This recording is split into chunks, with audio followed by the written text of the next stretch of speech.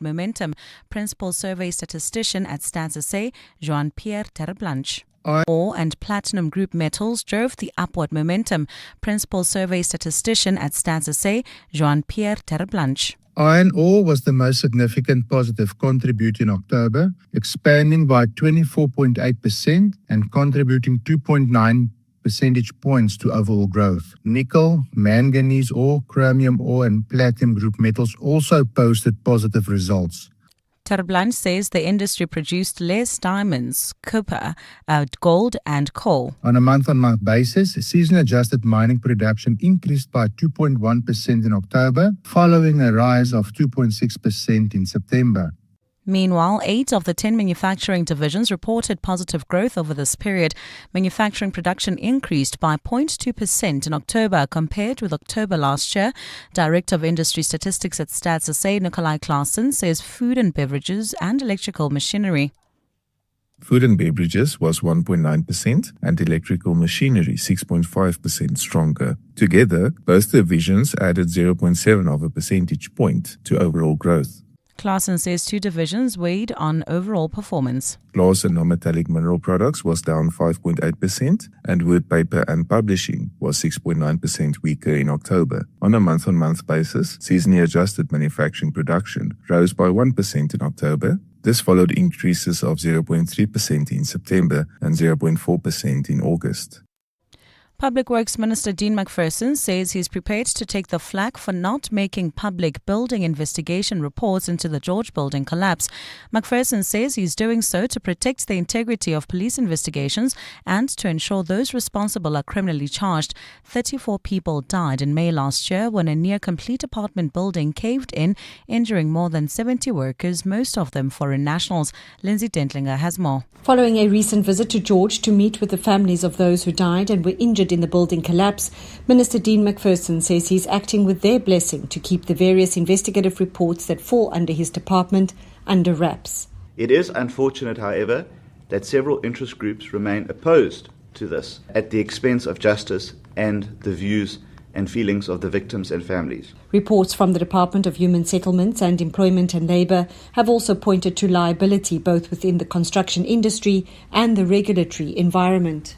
Macpherson says he's prepared to defend his position before Parliament for not revealing the full findings of a forensic investigation. We could do so for political expediency. We could get a couple of headlines and we could, say what needs to be said in Parliament. But that's going to come at a cost for justice for the families. Macpherson says his decision is backed up by advice from the SAPS and the National Prosecuting Authority to ensure successful prosecutions. Lindsay Dentlinger, Eyewitness News. Former prosecutions boss Advocate Menzi Smelane has started his interview in a bid to return to the post of NPA head, giving background on how he previously transitioned from the Justice Department to the NPA. Smelane is the last of 6 candidates to be interviewed by the panel. Smelane, who was previously appointed to the position by former President Jacob Zuma, is trying to return to the post after the Constitutional Court ruled that his appointment was irregular in 2012. Before going to the NPA, he was the Director General at the Justice Department. He has told the panel about his background and his transition into the NPA. I had an advantage, I believe, because when I went to the NPA, I already knew about it while I was DG Justice. I pretty much knew everything that was going on there, the good things. Because you were the accounting officer. Because I was the accounting officer. Okay. I knew the good things, I knew the bad things about it. So all the controversies around the NPA at the time, I already knew. I had the information. Also because I was chair of the cluster, so in the cluster we would discuss all these things. So I already knew the troubles that were there with the DSO. I already knew. And Mexico has approved up to 50% tariffs on China and other countries. The bill, spearheaded by President Claudia Sheinbaum, was backed by the Senate on Wednesday. This means there will be an increase on imports of cars, textiles, clothing, plastic appliances and other products, primarily affecting China. The other countries that will be affected are South Korea, India, Indonesia, Russia, Thailand, Turkey, Taiwan and Brazil.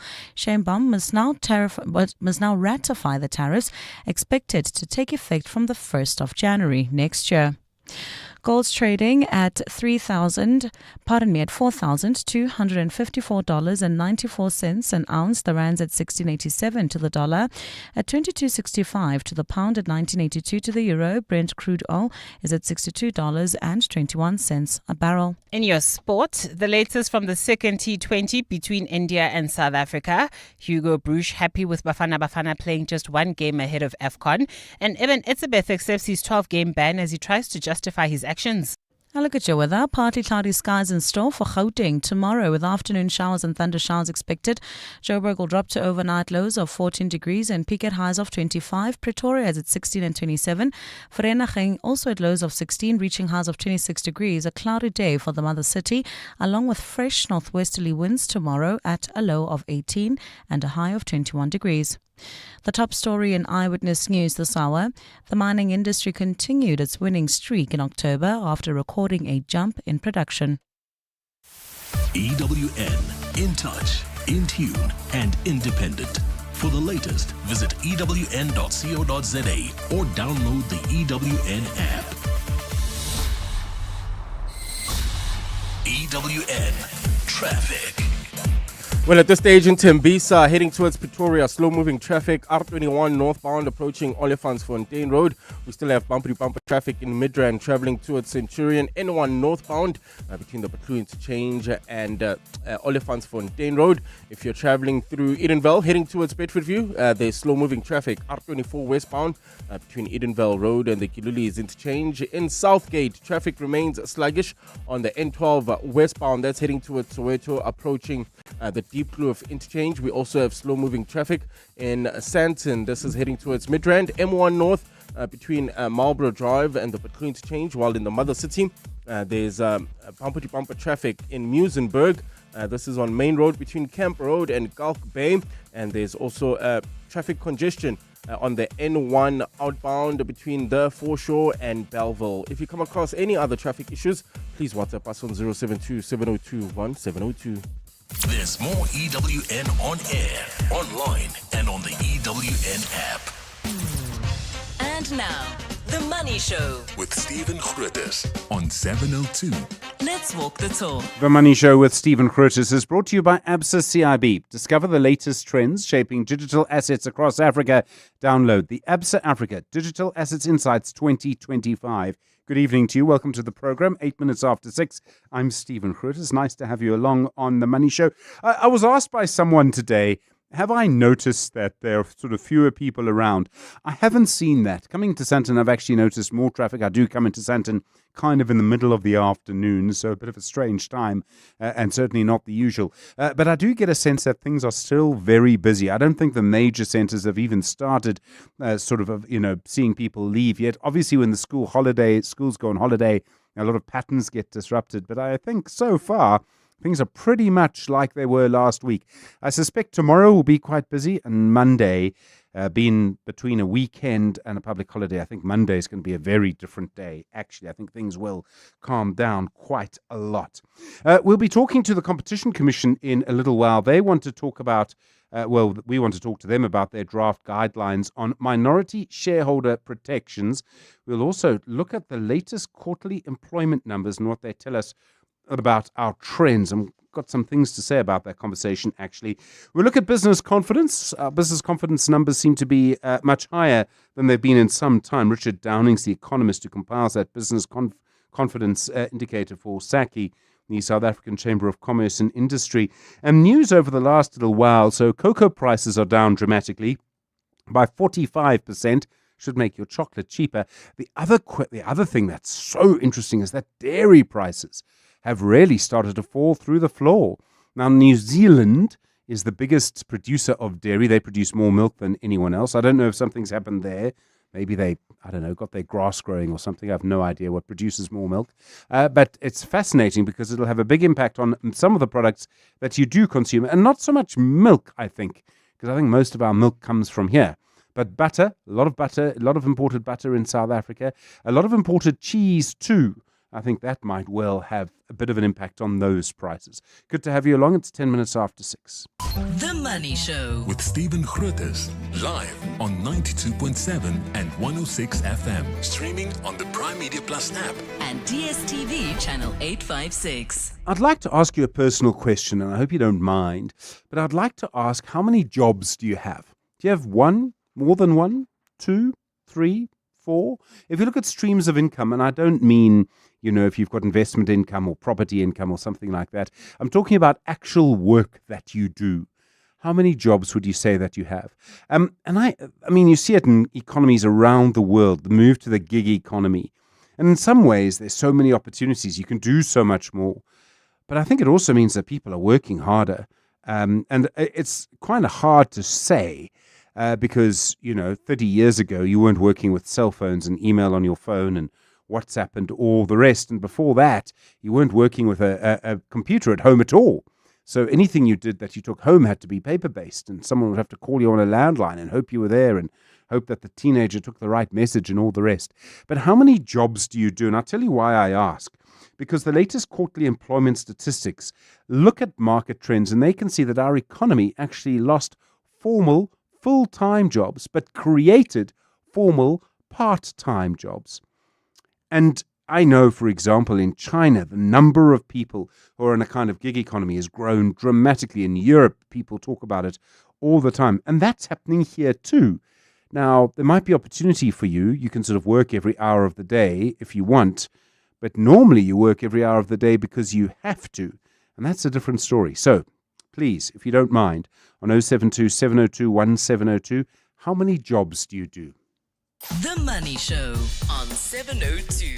Monday to Friday, 6 to 8 p.m. Well, the Competition Commission saying it's going ahead with plans that it believes will lead to more protections for minority shareholders of companies. But it also means that changes to minority shareholdings might mean that firms have to file notice they are participating in a merger when those minority shareholders sell their stakes. The Commission says this is also about cases where someone can both be a minority shareholder and still have some form of a veto. If you think it sounds technical, that's because it is. Simpiwe Gumede is a senior legal counsel at the Competition Commission and a co-author of the draft guidelines. Simpiwe, good evening. I do appreciate the time. Thank you. What are you planning to change in your guidelines? Good evening, Stephen. Good evening to your listeners as well. So the guidelines really don't necessarily bring about any changes necessarily, specifically to the framework in relation to merger control and control and merger assessments more generally.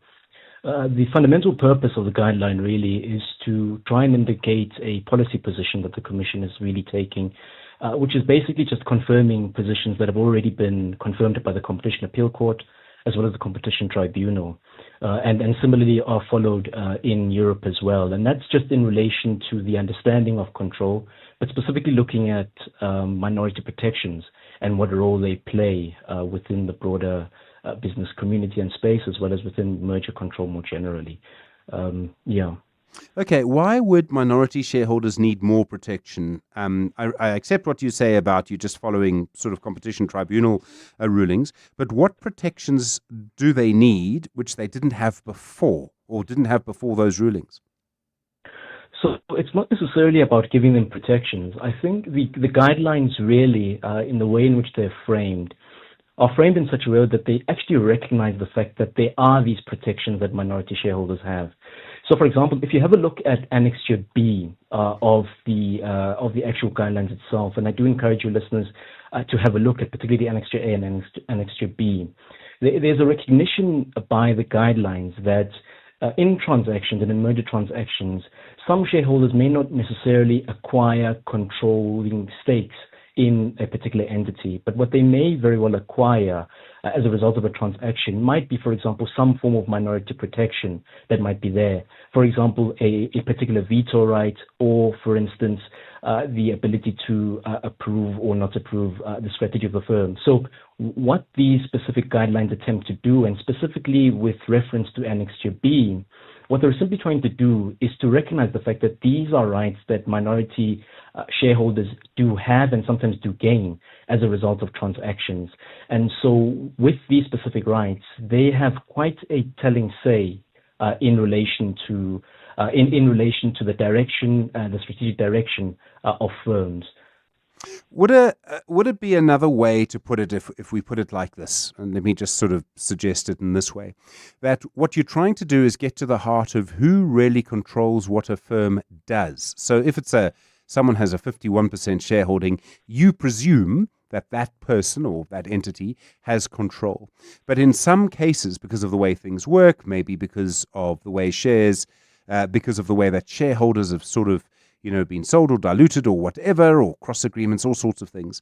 Someone might actually have a 49% shareholding, but just because of the context, be able to stop a company from doing something, even though it's not 51%. So am I right to say this is about trying to get to the heart of the question of who actually has control of what a firm does? That's perfectly correct, Stephen. I think you've characterized it quite well. And even when you have a look, for instance, at Section 12(2)(g) of the Act, which already in and of itself, this is of the Competition Act, which already in and of itself recognizes the fact that control in a firm can be acquired in a variety of ways. And so exactly as you've characterized it, Stephen, firms are able and companies are able to acquire a level of control in a company without necessarily crossing the 51% or 50+1% threshold, which ordinarily one would understand as being the acquisition of control of a particular company. What kind of cases led to the rulings that you are now implementing in terms of guidelines? So what was happening that made people realize there was a problem? So it's not so much the fact that there were things happening, but there were cases, for example, where the Competition Appeal Court, and I'm looking here at cases such as Caxton versus MultiChoice, which was a case back in 2016 already. So there were cases already long before which recognized the fact that the acquisition of control in companies can take place in a variety of ways, and one that does not necessarily need to cross that 50+1% threshold. And so the rationale really behind publishing these guidelines at this particular point was to simply say that let's look back as the Competition Commission and see exactly where exactly we can sort of put out a policy position, particularly in relation to merger control, that not only brings about some level of certainty and some level of understanding to the market, particularly in relation to this narrow aspect of merger control and control more generally. So it's not necessarily that there were things that have happened or transactions that have happened more recently, but it was an opportunity for us as the Commission to look back and have a look, as we constantly try and do, at our merger regulation regime, to be able to then, where we can, indicate policy positions that can give some level of certainty. And I think by publishing these guidelines at this particular point, as they are out for public comment, what we're also aiming to do with them is to receive comments from business and from the general public in relation to not only what they think, but where they think these guidelines can be enhanced and where perhaps they may think that we've got it completely wrong. But we will certainly take all of these comments on board to help us not only assess exactly what's happening on the ground, but equally assess exactly what our policy position is more generally going forward here. Okay, I mean, I accept your principle. I'm not arguing with you on that. I just want to ask this one last question. As a consequence of this change, will more companies have to file notices with you because of changes to their shareholdings? That may very well be the resultant effect, Stephen. But at the end of the day, I think the important thing to take out of this is that what the Commission is really fundamentally trying to do is to ensure that if there is an acquisition of a minority protection that ordinarily might not necessitate filing to the competition authorities, as a consequence of these guidelines, firms as well as deal makers will be able to be in a position to know that, in fact, when, for example, a particular minority protection is acquired as a result of any acquisition that happens, the Competition Commission will expect and would need to have a look at that specific acquisition of that specific right, so that we are able to then just have some level of oversight, specifically in relation to what then is happening in relation to that specific industry, that company, et cetera, et cetera. So it is a level of oversight that we now have, and that is now literally being introduced. But like I said, it's a confirmation of a position that was already there. So it's nothing necessarily new. We've just sort of put it out there to say, hey, this is what we're doing. This is how we're looking at things. Simpiwe Gumede, thank you so much. Really appreciate it. Senior Legal Counsel at the Competition Commission, co-author of the draft guidelines. 702. Stephen is on X at Stephen Grootes. 20 minutes after 6, don't forget my question for you this evening. How many jobs do you actually have? Because there are numbers from Stats SA showing our economy created 29,000 non-farming formal jobs between the second quarter of the year and the third quarter.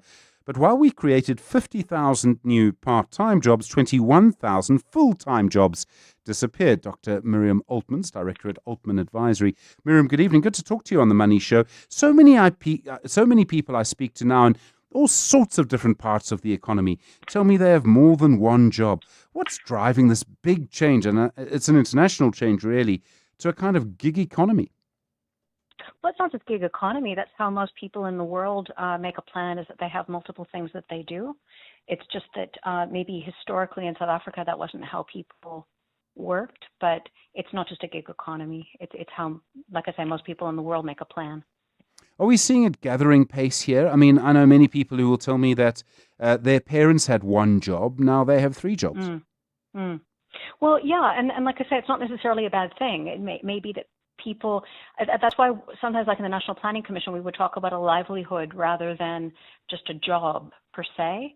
What you need is you need enough opportunities that you can assemble a livelihood with, and you may do multiple things. It used to be that you had fewer people working. You had a smaller economy, I guess. People had single jobs, but it's not how things work in the world generally. It's just that maybe it feels new in South Africa. Has something changed in South Africa then that has led to this only happening now if we're a bit behind the rest of the world? Well, remember, this was a police state, how many years ago, and the economy's opened up and there's more variety and there's more people who are in it and doing different things. There's just more variety in the economy, I guess. I think more access. I think many people, often a bit of variety during the day is not a terrible thing. They don't mind doing a variety of jobs. But I think there's also a sense that it was better in the past because you could, and this is a strange thing to say, but there was a feeling that you could live on one job. You could live in a situation in the middle class where you could make sure your children were educated on one job.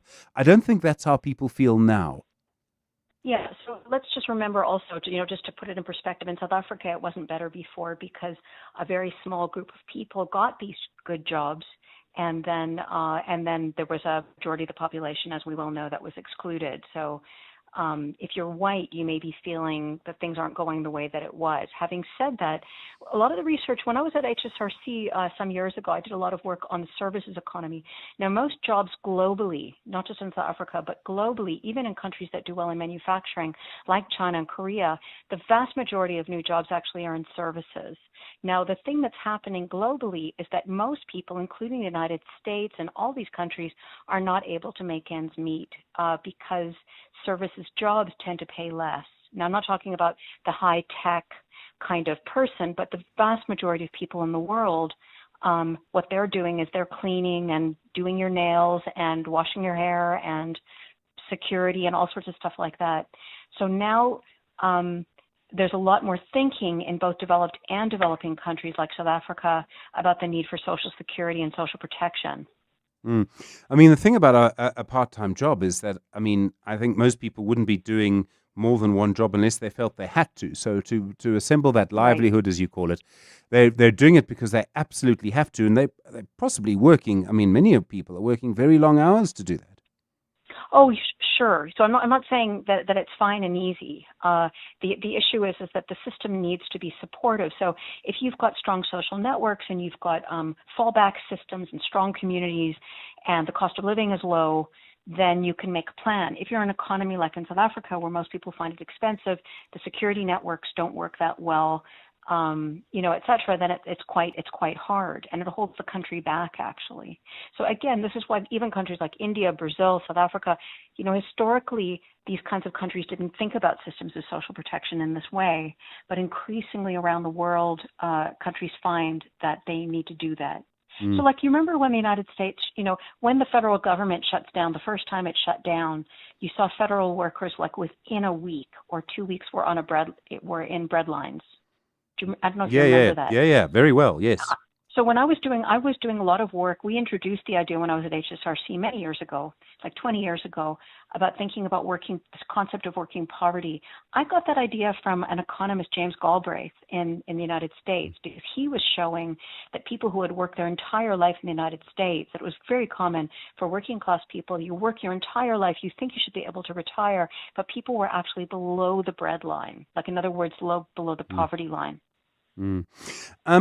The fact that technology is changing so quickly, everyone's, depending on what you look at or what confronts you online, claims to be making money that way.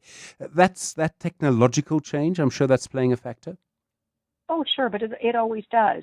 There's new jobs that emerge. It's like the character and the challenge that people face is if you don't have strong community networks and other forms of social protection, then you do rely on your entitlements at work. In other words, your pension, your medical aid, and so on. So there's fewer people that have access to that. So then what needs to happen is you need to have social systems or government systems that ensure that people have these public services like quality education, quality health, that the cost of living is kept low. Then it's incumbent on the state to be stepping in and making sure that people can make a plan and live a reasonably decent life, that a normal person can do that. And in South Africa, that's just not the case.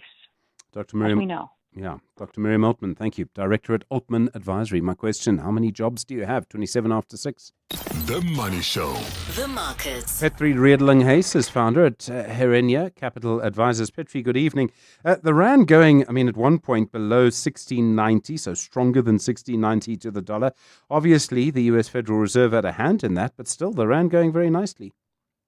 Yeah, good evening, Stephen. Thank you for chatting to me. And the rand is going very nicely. I think a lot of this has to do with, two primary drivers. One is the gold price. Gold's breaking another technical level today, and I'll make the call now. We'll be above $4,400 fairly soon, I think. So as the gold price gets stronger, we know that is money pouring into miners, man, and all that money coming into South Africa is going to be good for the rand. So there's that, and then there's our own local situation that's actually looking better and better. We have, by now we've mostly forgotten about this, but the lights are on all this time, right? And we have a seemingly stable government of national unity and sentiment around the country. I think the general feeling on the ground is that things are actually not too bad and getting slightly better. So I think that we have, we're an attractive space in the world right now for foreign investments, and the world seems relatively bullish. We might look at the equity markets rallying and feel disbelief or whatever the case is, but they keep cutting interest rates. Tech keeps running up, and as long as it's risk on, money's going to flow to riskier markets. And when it comes to at least emerging markets, we're probably one of the most attractive ones. And we saw that in business confidence figures today as well. Mr. Price down nearly 4%. I think they're closed a little bit stronger than that. They announced that deal yesterday. Their share price started to tank. The Werex dividend yesterday as well. I don't quite know how to understand this reaction. It's a very strong one. It is a very strong one. So look, generally what happens is whatever the purchase price is that the acquiring company is paying, the share price loses that value, and the company being acquired, that company share increases in value, and then the two kind of balance each other out at the end, right? So Mr. Price buying 100% of the business for about 8.8 billion. So there's quite a bit of sort of value that has to come off the balance sheet to buy the other company that then returns to the balance sheet. So it's kind of like a net zero type situation. And I think, if you look at the amount, the company's valuations dropped by roughly 7 or 8 billion over the last 2 days, right? So we're kind of roughly in line. Although, there's a lot of concern. I see 361 Asset Management even wrote a letter to Mr. Price to say, guys, South African businesses have a terrible track record for buying international companies and thinking we're going to make it and just never getting it right. And we're doing it again. And if you look at the financials of this NKD business, they've been losing money for the last 5 years, and suddenly there's a massive turnaround, which looks like it's a shareholder loan being converted into equities for the most part. And then suddenly you buy 100% of it. Are we it's a category 2 transaction, so if shareholders can't stop it, management gets to make the decision. But they're calling for consultation and they're calling for sort of justification. What's the plan? How do you think this is going to be a justifiable fit? The market really not liking the deal. But, some people, I suppose, are more or less bullish. Some people are positive on it. But the market in general, judging by the share price, there are also contributing factors. Ex-div is definitely a factor. Big asset managers not being happy with it is also a factor. And then, that creates a little bit of an echo chamber and a bit of a panic. And before you know it, the stock's down 15%. Petri Redelinghuis, thank you very much indeed. Founder at Herenia Capital Advisors. Just gone 6:30. Time for the latest Eyewitness News. Marky, good evening. The EFF and the Donald Trump, a marriage made in heaven. Well, Stephen, the EFF believes the only way, in fact, to counter the President Donald Trump's tough sanctions on several countries is for the global community to unite and push back against the United States. Good evening. Since Trump's re-election, the U.S. president has imposed heavy tariffs on multiple nations, including a 30% import tax on South Africa. He has also repeated his false claim of a white genocide in South Africa as reason for refusing to share a table with the country at any G20 engagement.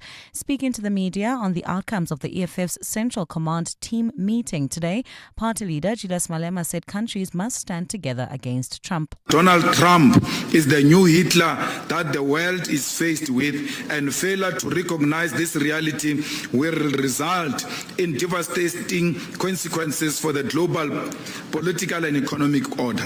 Malema says no country can stand up against Trump on its own. The EFF reiterates its continued call for global solidarity against Donald Trump and his reckless policies, including trade, tariff, and foreign policy, which is underpinned by a desire for war and sustaining of an economic built on military strength and imperialism rather than economic cooperation.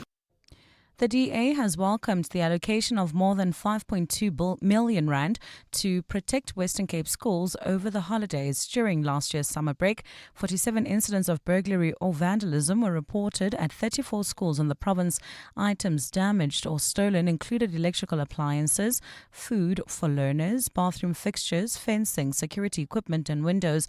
The DA's Peter Johnson says with more than 840 incidents of crime and more than 5 million rand spent on repairs this year, the intervention is critical. The DA led WCED's plan, including 24-hour protection at high-risk schools, working with SAPS, deploying 82 school resource officers with the City of Cape Town, and partnering with communities, focuses on prevention, visibility, and protection so money can go to classrooms and not fixing vandalism.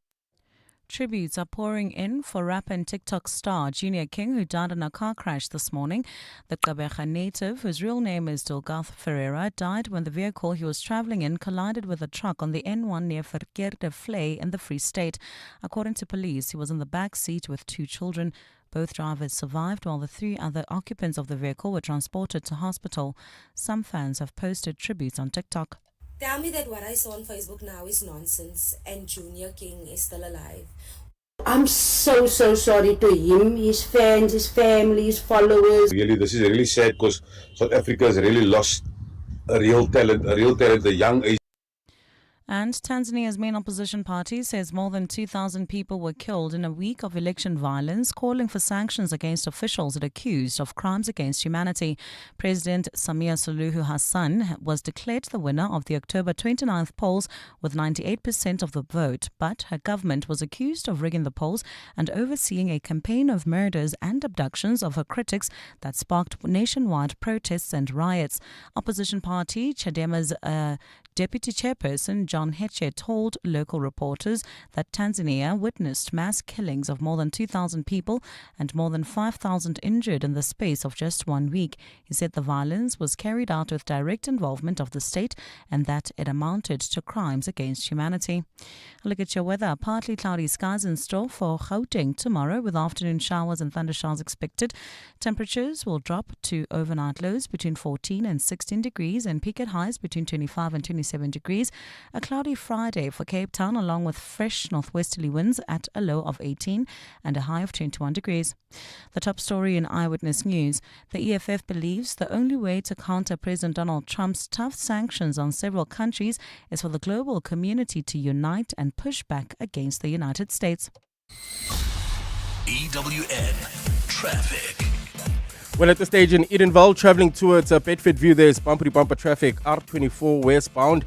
This is between Edenville Road and the Gilulis interchange. Also, if you're traveling through Southgate heading towards Soweto, traffic is a bit sluggish on the N12 westbound approaching the Deep Kloof interchange.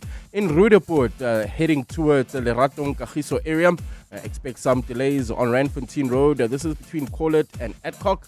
Also, traffic remains a bit slow. This is in Midrand, traveling towards Centurion, N1 northbound between the Baclue interchange and Olifantsfontein Road, while in the Mother City. In Muizenberg, traffic heavily backed up on Main Road between Camp Road and Gulf Bay. Also, bumper-to-bumper traffic on the M5 southbound heading towards Berkeley Road. If you come across any other traffic issues, kindly WhatsApp us on 072-702-1702. There's more EWN on air, online, and on the EWN app. Beyond every boardroom is a story waiting to be written.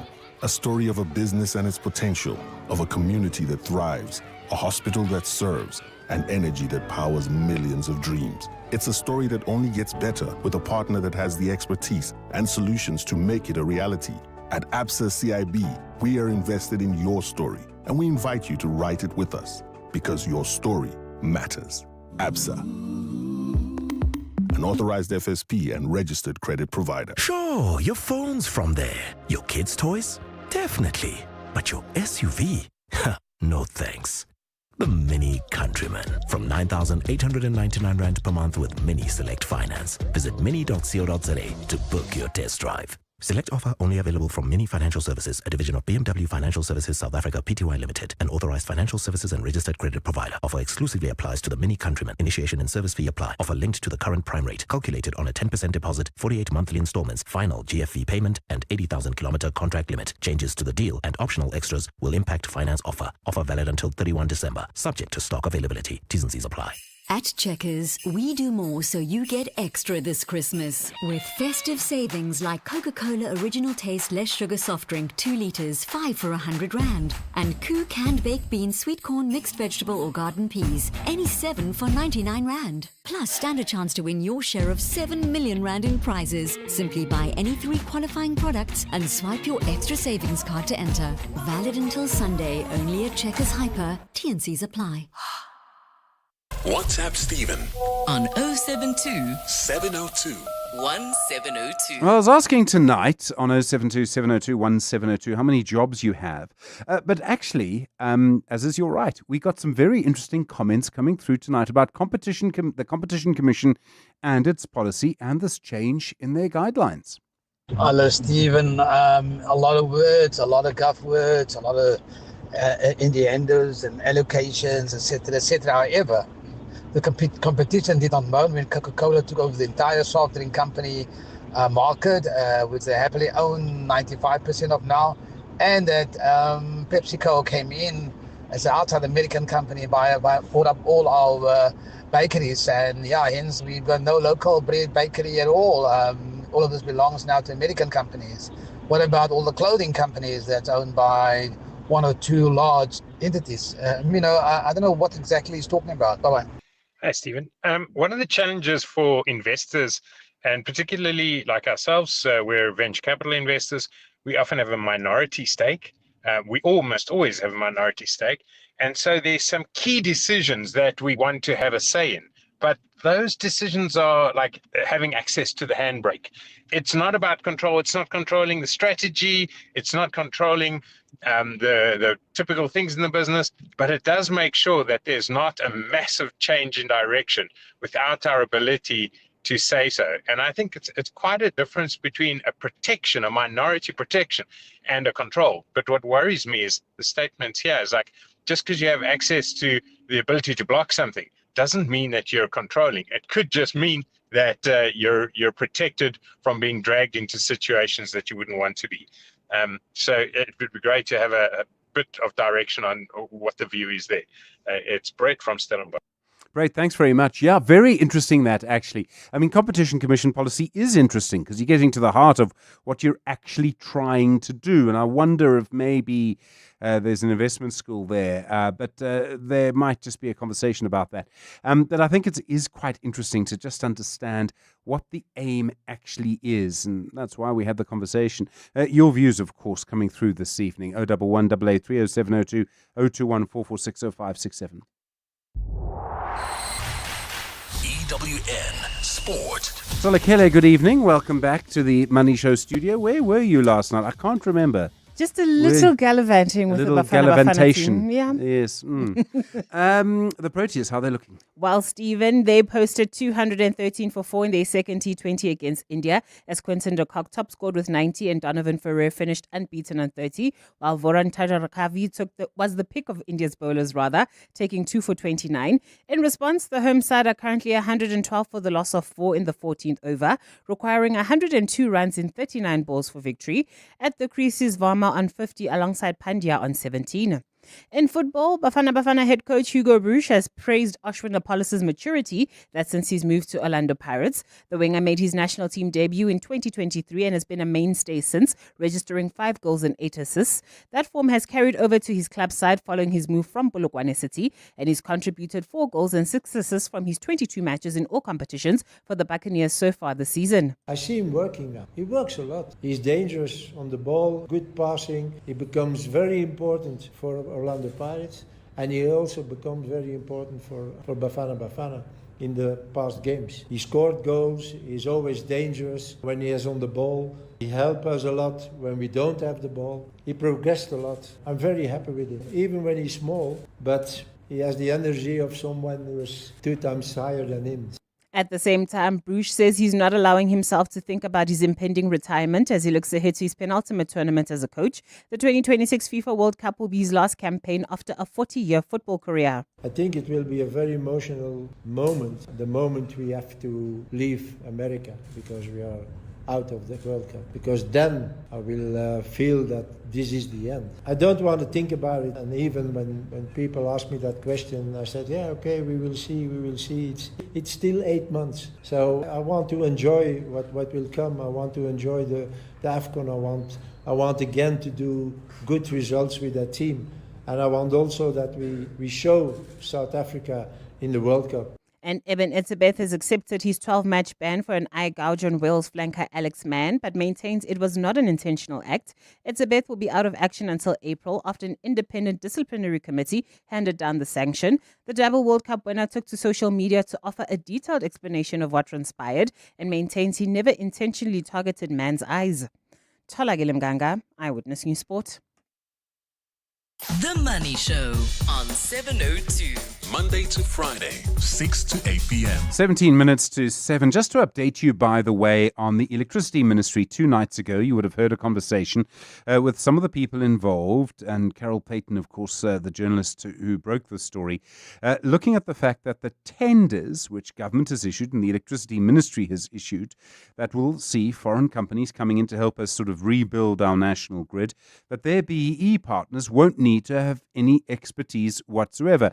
One of the important questions, and let me get to the nub of this, is why you would do that and give up the opportunity of building your industrial base. So if you have BEE companies who are experienced in this field, have capacity, this kind of type would help them build their capacity. You heard the CEO of one of those companies saying exactly that. The way things are going to be now, where these companies, that the BEE companies will not have to have any experience, means that almost any BEE compliant company can be a part of it. You can imagine the opportunity. We'll keep trying for the Electricity Ministry on this. I do think it's an important issue. At Auto & General, we understand your business is built on more than just vehicles. It's your stock, tools and equipment, and the premises where you work. Auto & General Business Insurance is designed for businesses like yours, protecting your assets against fire, theft, storms, and other unexpected events. To protect your livelihood, visit autogen.co.za and get an obligation-free business insurance quote.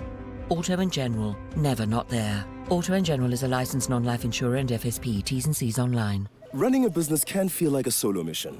I mean, you've got the hustle. If only your office Wi-Fi was your employee of the month. Turn on your success with Telkom Business, the partner that always shows up. Get a reliable 25 by 25 megabytes per second connection with Stream Connect Fiber for only 489 rands per month.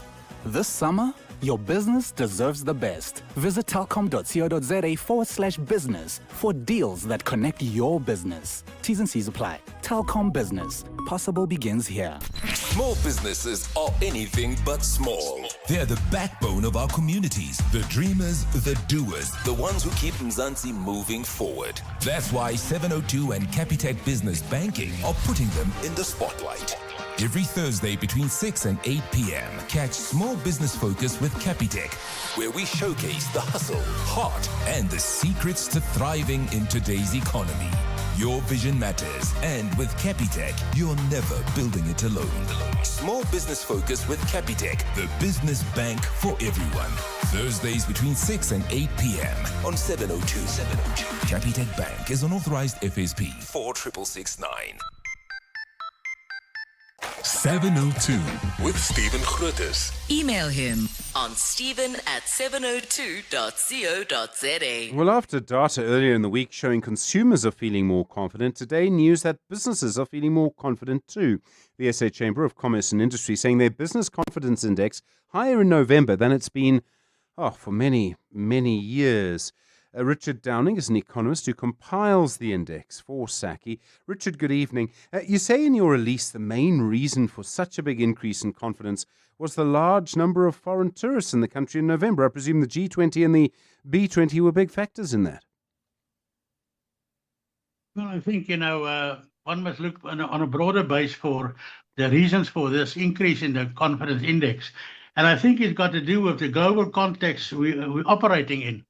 And I think the main thing that we can see is that actually the sub-indices that drive the index to higher levels were actually more market-related, financial market-related, except for one index, and that was overseas tourists that actually increased substantially from the middle of the year up to where we are now. So that, I think, is the biggest reason for the business confidence index actually moved up. If you look at, for instance, the gold and platinum price and what that index actually did, and the JSE share prices. And so those movements is actually the main reason for the index performing at a much higher level that we last saw when the increase that we saw from about June to where we are in November is about the same that we saw when the COVID restrictions were lifted, and that was in 21. So this is quite a unique and a special sort of circumstances prevailing at the moment. It certainly seems like it. Are there higher levels of confidence in the areas of the economy that are more likely to employ people? So the financial sector, of course, it employs people, but it doesn't necessarily create a lot more jobs. It does in the longer term. Gold and platinum, obviously, investment in that sector is a very long-term thing. The sectors that will create jobs, are we seeing more confidence there? Yeah, that is, I think, the real problem. I mean, as I said, the biggest movements was actually in terms of financial indicators, and except for tourism. But I think that if you look at manufacturing and you look at a medium-term trend, and you see the increases that we see in manufacturing, in construction, in retail, the volumes of retail sales, there's not much of a movement there actually away from the longer-term trend that wasn't very good. So that is a challenge that we're actually facing, is to convert the sort of level of, let's say, what we see at the moment that is more sort of feeling good type of thing into real activity. And I think, and that is where economic growth comes in, which is the most important part of this. And to have growth, you must actually create the circumstances or an environment where long-term investors come in with fixed capital and actually invest in bricks and mortar, as they usually had to say, but let's say computers and machines or whatever the case may be nowadays. And that is the important thing behind this. I mean, it's about a investor confidence in the end driving the economy. And again, that depends upon your policy position, what direction your investor sees the economy might be moving in. And I think we just saw about 2 days ago the IMF again visiting South Africa and making recommendations about we must really start working hard at structural sort of improvements in the economy. And one can listen, go on, and municipalities and logistics and all that stuff. But that is the crux of the matter. It's about an economy functioning properly. Local authorities, which is the base for activity, actually real activity, we should perform better. And I think that is the main issues that we're facing. Richard, we've seen, people talk about the good news, the actions that government has taken, the improvements at Transnet, electricity. Is there an obvious next step? I mean, I can think of several. One would be getting on top of the construction mafia, for example. And I think that is beginning to happen, slow, early days. Is there an obvious next thing that government should do? Well, I think the next thing is, the medium-term budget policy statement that we saw. I mean, one can look at those things and see small changes taking place in terms of, first, your economic allocation away from, say, salaries and wages to more fixed investment and that type of thing, capital and sort of not borrowing. That is the immediate stuff that we're facing at the moment. I think that one of the biggest issues is actually the public sector, which is a very important sector actually in the economy, that is not functioning properly. And we can go on and on. I mean, and we look at crime sort of prevention and policing and all that stuff, and I think that is the challenges. It is more than challenges. It's becoming a problem, actually. And it can become critical if we don't attend to it immediately. Richard Downing, thank you. The economist who compiles the Business Confidence Index for the SA Chamber of Commerce and Industry. Business Outsurance are experts in business insurance for pharmacies, convenience stores, beauty salons, and more. Corney? Business Outsurance is definitely the best insurance for my business. Bowled out every other insurance house. Honestly, looking at what you need, my installment came down within a day. Definitely the most professional. Switch to Business Outsurance and you could get a massive 20% discount on your business insurance premium. Visit outsurance.co.za. Switch and save today. Licensed insurer and FSP. TCs and information online. Giant steps for mankind have never been very comfortable. Houston, can I get an ETA? Over. Still 3 days, 17 hours to landing. Over. Until now. Take a giant leap forward for mankind in the new C10 range-extending EV. With heated seats, surround view camera, and a 970-kilometer range. Visit leapmotor.net to book a test drive today. Leap Motor, the next step. This festive, when your family gathers, feed them the Nando's Festive Fill-Up meal. Feed Auntie, who's in charge of the key to that storeroom. And feed that niece that makes the strict grandparents do TikTok challenges. Huh? And that cousin that watches the same movie that comes in part 1, 2, 3, 4, and many more. Yeah, you can feed it too. Gather them all for the Nando's Festive Fill-Up meal for only $3.99. Eat at Nando's and pay 40 Rand less. Nando's, oh, what a place. The Money Show, Stephen Grootes, is brought to you by ABSA CIB. Discover the latest trends shaping digital assets across Africa. Download the ABSA Africa Digital Assets Insights 2025. 6 minutes now to 7 the time. Well, we've been hearing through the week our farmers are expecting big maize harvest this season. We've had a lot of rain in the Highveld, but it looks like dairy prices around the world, so think butter, which we import a lot of, cheese as well, I suppose, that those prices are going to fall. And with chocolate prices, there's been a big surge in milk production, and that's pushing down the prices of certain items. Tabile Nkunjana is an agricultural economist. Tabile, good evening. We'll get to the chocolate in a moment, but first, our proper dinner. Why has there been such a big surge in global dairy production? Has New Zealand finally got something right?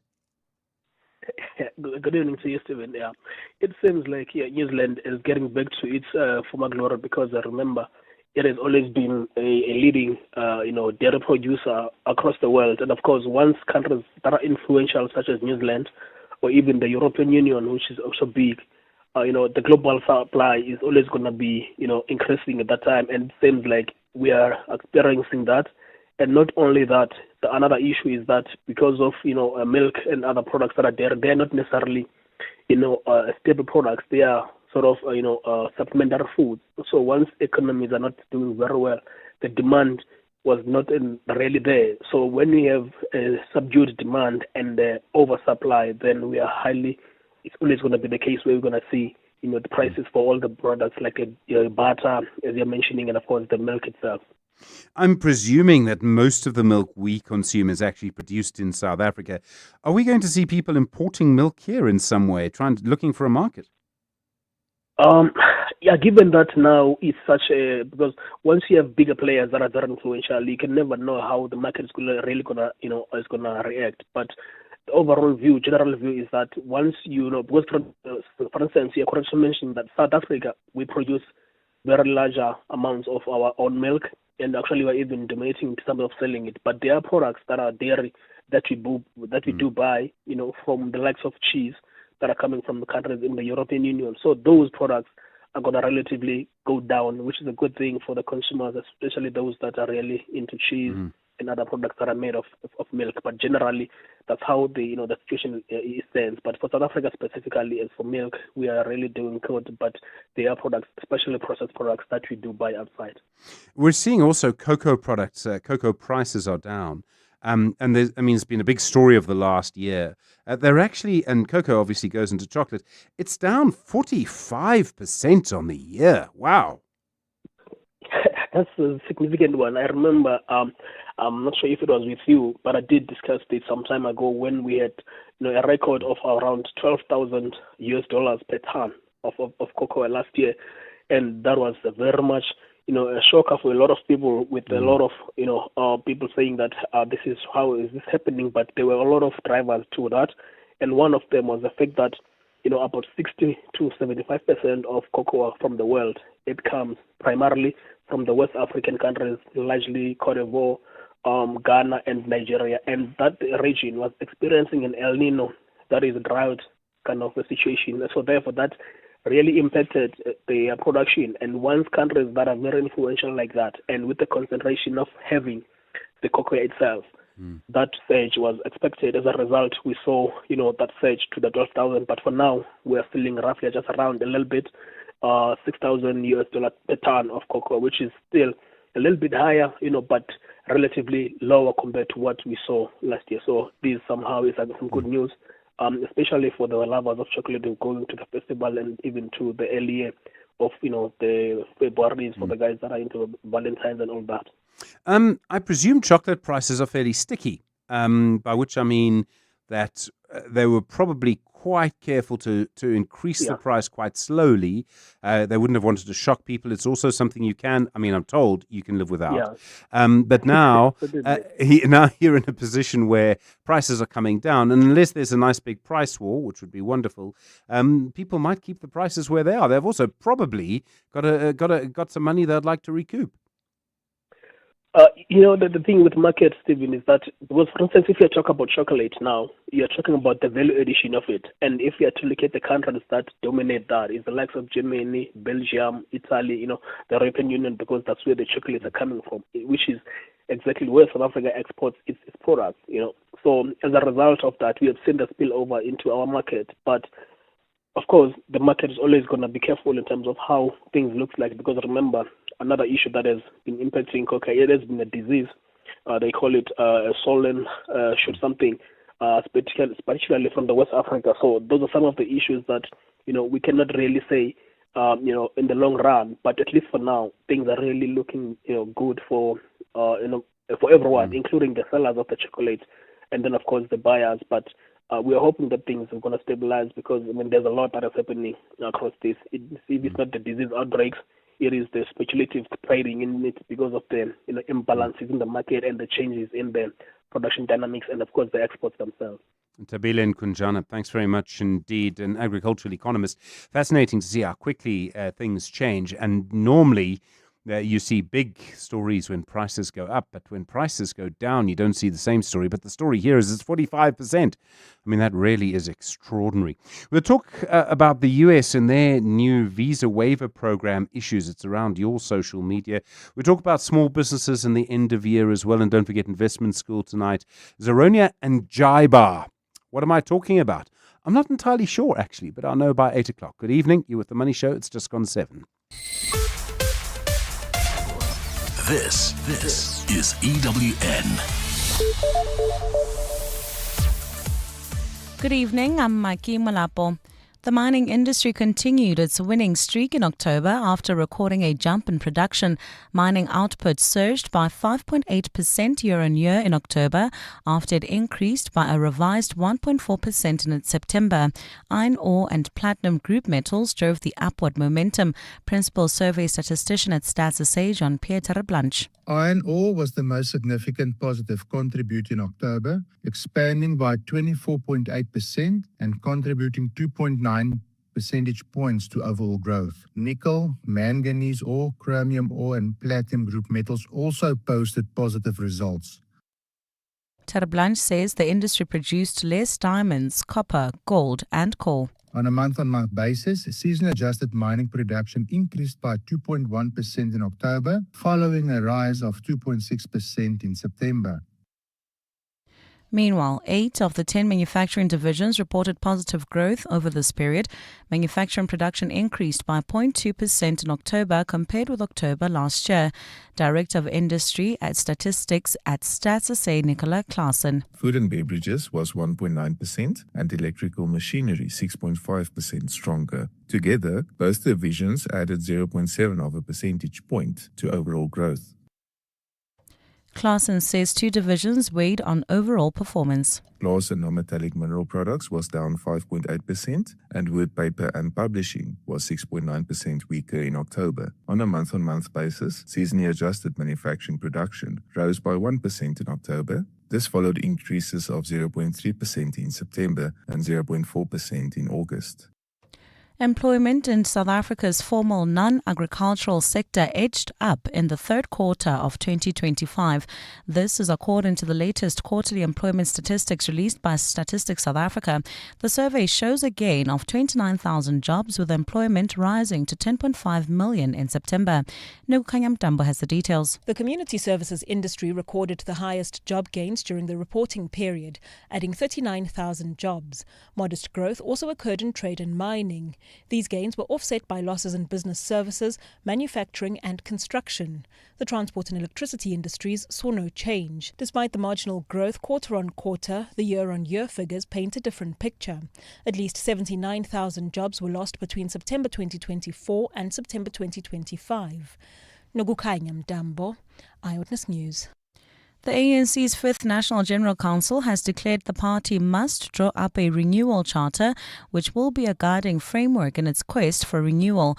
The 4-day NGC draws to a close today, with ANC Secretary General Fikile Mbalula reading out the adopted declarations. Among other things, Mbalula says the NGC has deliberated on how the National Democratic Revolution is at a crossroads due to corruption, weakening of state institutions and factionalism within the party. Mbalula says the NGC declared the party must continue to renew itself if it is to advance the agenda of build a non-racist, non-sexist, equal South Africa. Renewal of the ANC as the leading agent of change, to rebuild the leadership, organizational and ideological capacity to drive transformation. This renewal must be all-encompassing and will require strict organizational management of the ANC. The adoption of a renewal charter towards 2032 with performance targets and indicators across a range of issues. Basic Education Minister Siviwe Kwagube says the matric exam leak in Gauteng is not evidence of widespread irregularities and is contained to just one area. She says it was a localized exam breach and it was detected through the department's rigorous marking process. Kwagube held an urgent media briefing in Parliament earlier today, where she explained how the leak occurred and what interventions the department has taken.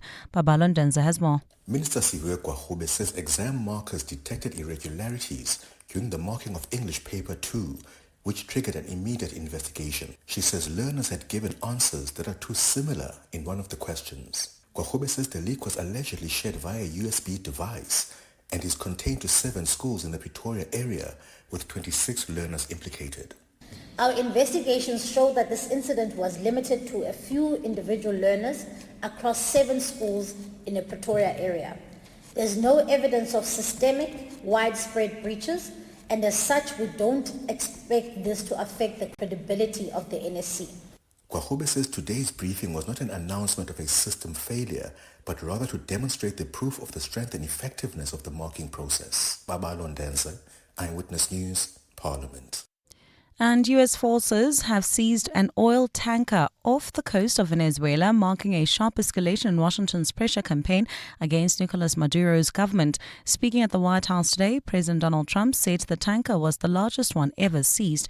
Footage released by the U.S. government showed armed soldiers boarding the vessel, which Attorney General Pam Bondi said was used to transport sanctioned oil from Venezuela and Iran. Caracas swiftly denounced the action, calling it an act of international piracy. Earlier, President Nicolas Maduro declared that Venezuela would never become an oil colony. The BBC reports that the Trump administration accuses Venezuela of funneling narcotics into the U.S. and has intensified its efforts to isolate President Maduro in recent months. Venezuela, home to some of the world's largest proven oil reserves, has in turn accused Washington of seeking to steal its resources. Gold's trading at $4,273.66 an ounce. The rand's at 16.83 to the dollar, at 22.60 to the pound, at 19.79 to the euro.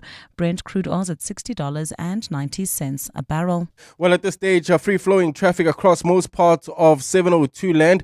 However, there's a slight delay. This is if you are heading towards Lerato in the Rudeport area on Randfontein Road between Adcock and Miles Stalker. However, in the mother city, there's bumper-to-bumper traffic. In Muizenberg, this is on Main Road between Camp Road and Kalk Bay, and also slow-moving traffic on the M3 southbound approaching Clipper Road. A look at your weather. A partly cloudy Friday in store for Gauteng with afternoon showers and thunder showers expected tomorrow. Joburg will drop to overnight lows of 14 degrees and peak at highs of 25. Pretoria is at 16 and 27. Vereeniging also at lows of 16 degrees, reaching highs of 26. A cloudy day for the mother city, along with fresh northwesterly winds at a low of 18 and a high of 21 degrees. The top story in Eyewitness News this hour: the mining industry continued its winning streak in October after recording a jump in production. EWN, in touch, in tune, and independent. For the latest, visit ewn.co.za or download the EWN app. And now, The Money Show with Stephen Grootes on 702. Let's walk the talk. The Money Show with Stephen Grootes is brought to you by ABSA CIB. Discover the latest trends shaping digital assets across Africa. Download the ABSA Africa Digital Assets Insights 2025. 8 minutes now after 7 the time. Lots to come. We'll speak to Siphumelele Zondi in just a moment, our tech expert. What's happening in the US if you're going to go there, the visa waiver program, all sorts of things. But social media suddenly becoming a big issue. People being banned just because of something they said on social media. Also looking at small business focus. What do you do if you're a small business the end of the year? Do you have a little party for clients? People love it, by the way. I mean, they do like to be invited. It costs you a bit of money. How do you manage that? And then in investment school, JIBAR and Zeronia, what it means for you and what they actually are. It's quite a technical area. I'm quite looking forward to it, actually, because I know so little about these two reference rates and why they're important. So I'm quite looking forward to investment school tonight. Good to hear from you as well. 011 883 0702 021 446 0567 and voice notes on 072 702 1702. The Money Show with Stephen Grootes, live on 92.7 and 106 FM, streaming on the Prime Media Plus app and DSTV channel 856. I was fascinated by something I saw today from IATA. They're the International Airline Association. And they're suggesting that in terms of the average real sort of rate, the average real airfare in 2025 US dollars is 34.7% cheaper than it was in 2015. In other words, if you're flying now, you're paying nearly 40% less in real terms than you were 10 years ago. I mean, that is unbelievable. And I mean, it talks to so many things. I mean, I sometimes look at airlines and I sort of think, how are you making any money? And the answer is they're making very, very little.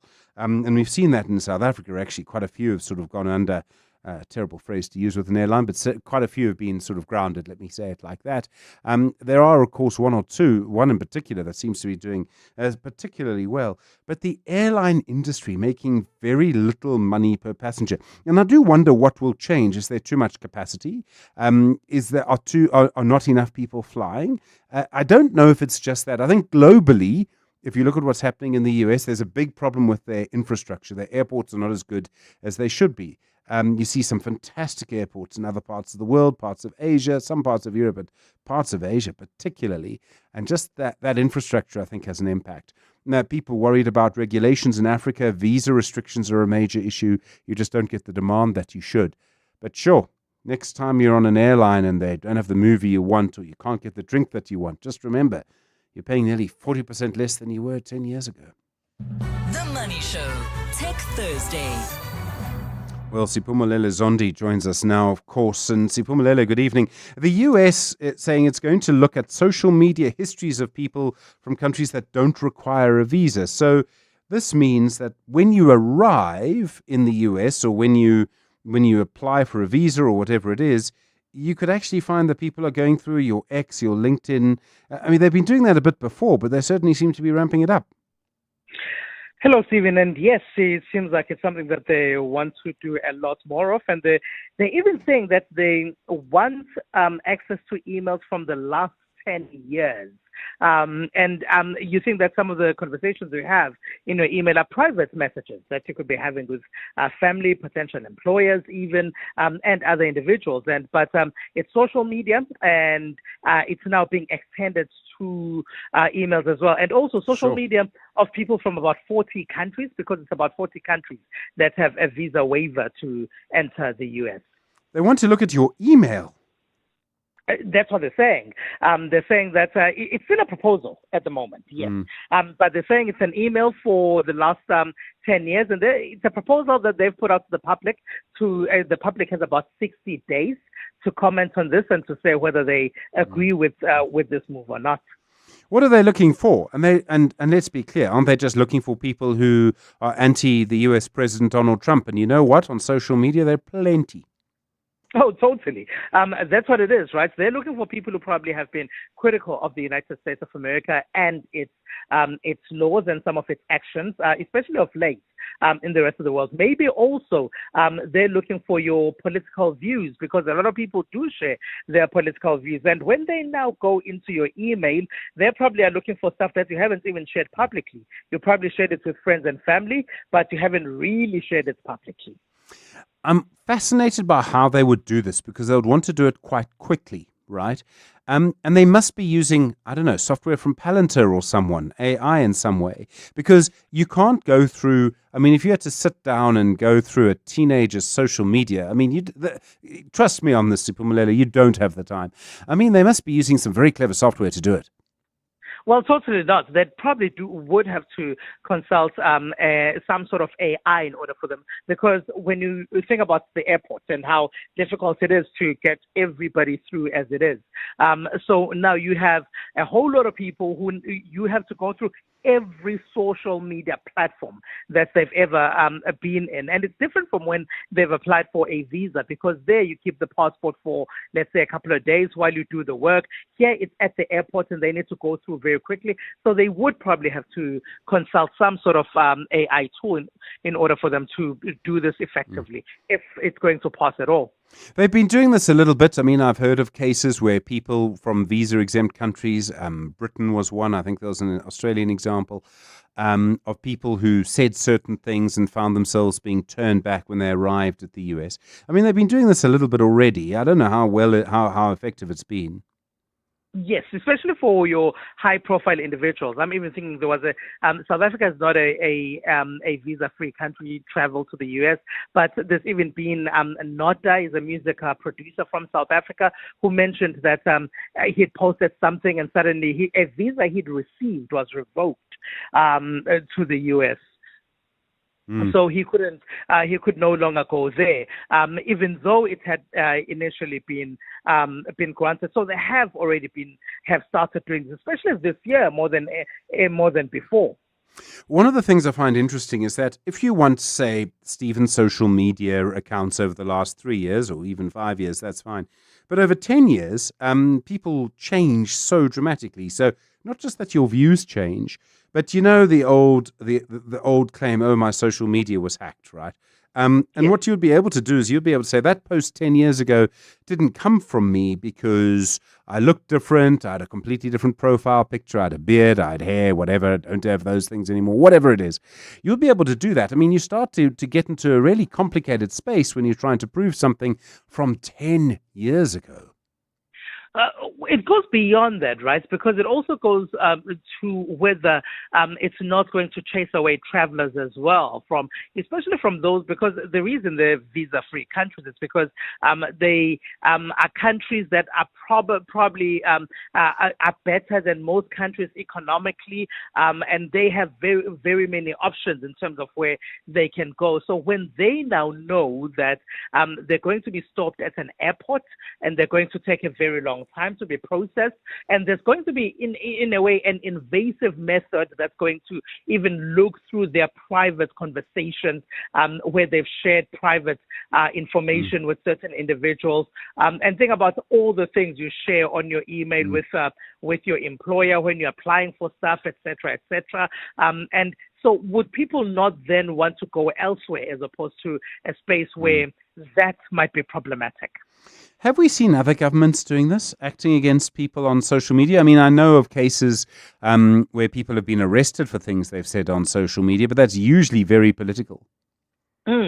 It's unusual for the United States of America or for, let's say, Western democracies to do this. But yes, we've seen quite a lot of this. The latest one was, for example, Tanzania, where there was a clampdown around election time of people and their views on social media, arrests and the like that happened there.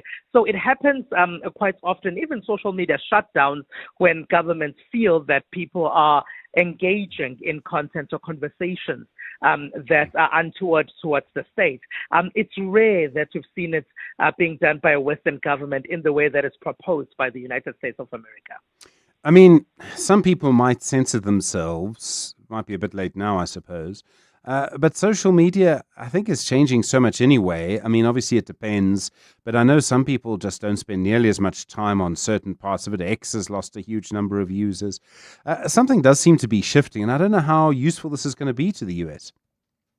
I'm not even sure if it's useful at all, because does someone change their views about America or about whatever issue just because they've been refused entry into the country? So I'm not sure about changing views, but there has been this narrative in the United States, because when you think about TikTok from the beginning of the year, when Trump came in as president, or just before he came in as president, there was almost this stance that TikTok needed to be shut down or it needed to be owned by an American. Eventually, in the last month or so, there was an agreement that the version of TikTok that Americans are going to have access to is going to be partially American owned, and it will be American controlled, which means then that there could even be content that might be deleted, content that might be limited in terms of visibility.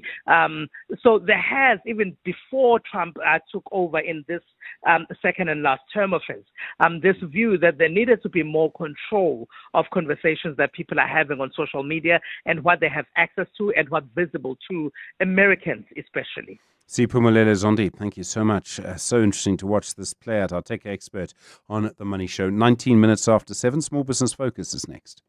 Beyond every boardroom is a story waiting to be written. A story of a business and its potential, of a community that thrives, a hospital that serves, and energy that powers millions of dreams. It's a story that only gets better with a partner that has the expertise and solutions to make it a reality. At ABSA CIB, we are invested in your story, and we invite you to write it with us, because your story matters. ABSA, an authorized FSP and registered credit provider. Durbanville Hills pairs perfectly with sunsets, your favorite playlist, and your favorite people. Durbanville Hills pairs really well with your December Friendsmas party. It pairs perfectly with every story And right now, when you buy any 2 bottles of Durbanville Hills from participating retailers, you could win a 5,000 Rand voucher. Durbanville Hills pairs perfectly with every story. Not for persons under the age of 18. T's and C's apply. And the award for the spiciest stunt performed in a bowl goes to Tom Yum Cruise. Thank you everyone. Wow, what an honor. I'd like to thank the chilies, the lemongrass, and of course, Simply Asia, for believing in my flavor. It's the summer of stars at Simply Asia. Stand a chance to win a Toyota Starlet when you spend 200 Rand or more on our famous flavors. Order now. Simply Asia, connecting the Thaiway. Hi, I'm Pete Goffwood, Food Forward SA brand ambassador. No one should go hungry, especially over the festive season. Yet in South Africa, millions of people face food insecurity every day. This festive season, Food Forward SA is raising funds to distribute 5,000 festive food boxes, which will provide 25 million meals to families in need. For just 500 Rand, you can spread the love by sponsoring a festive food box packed with nutritious food.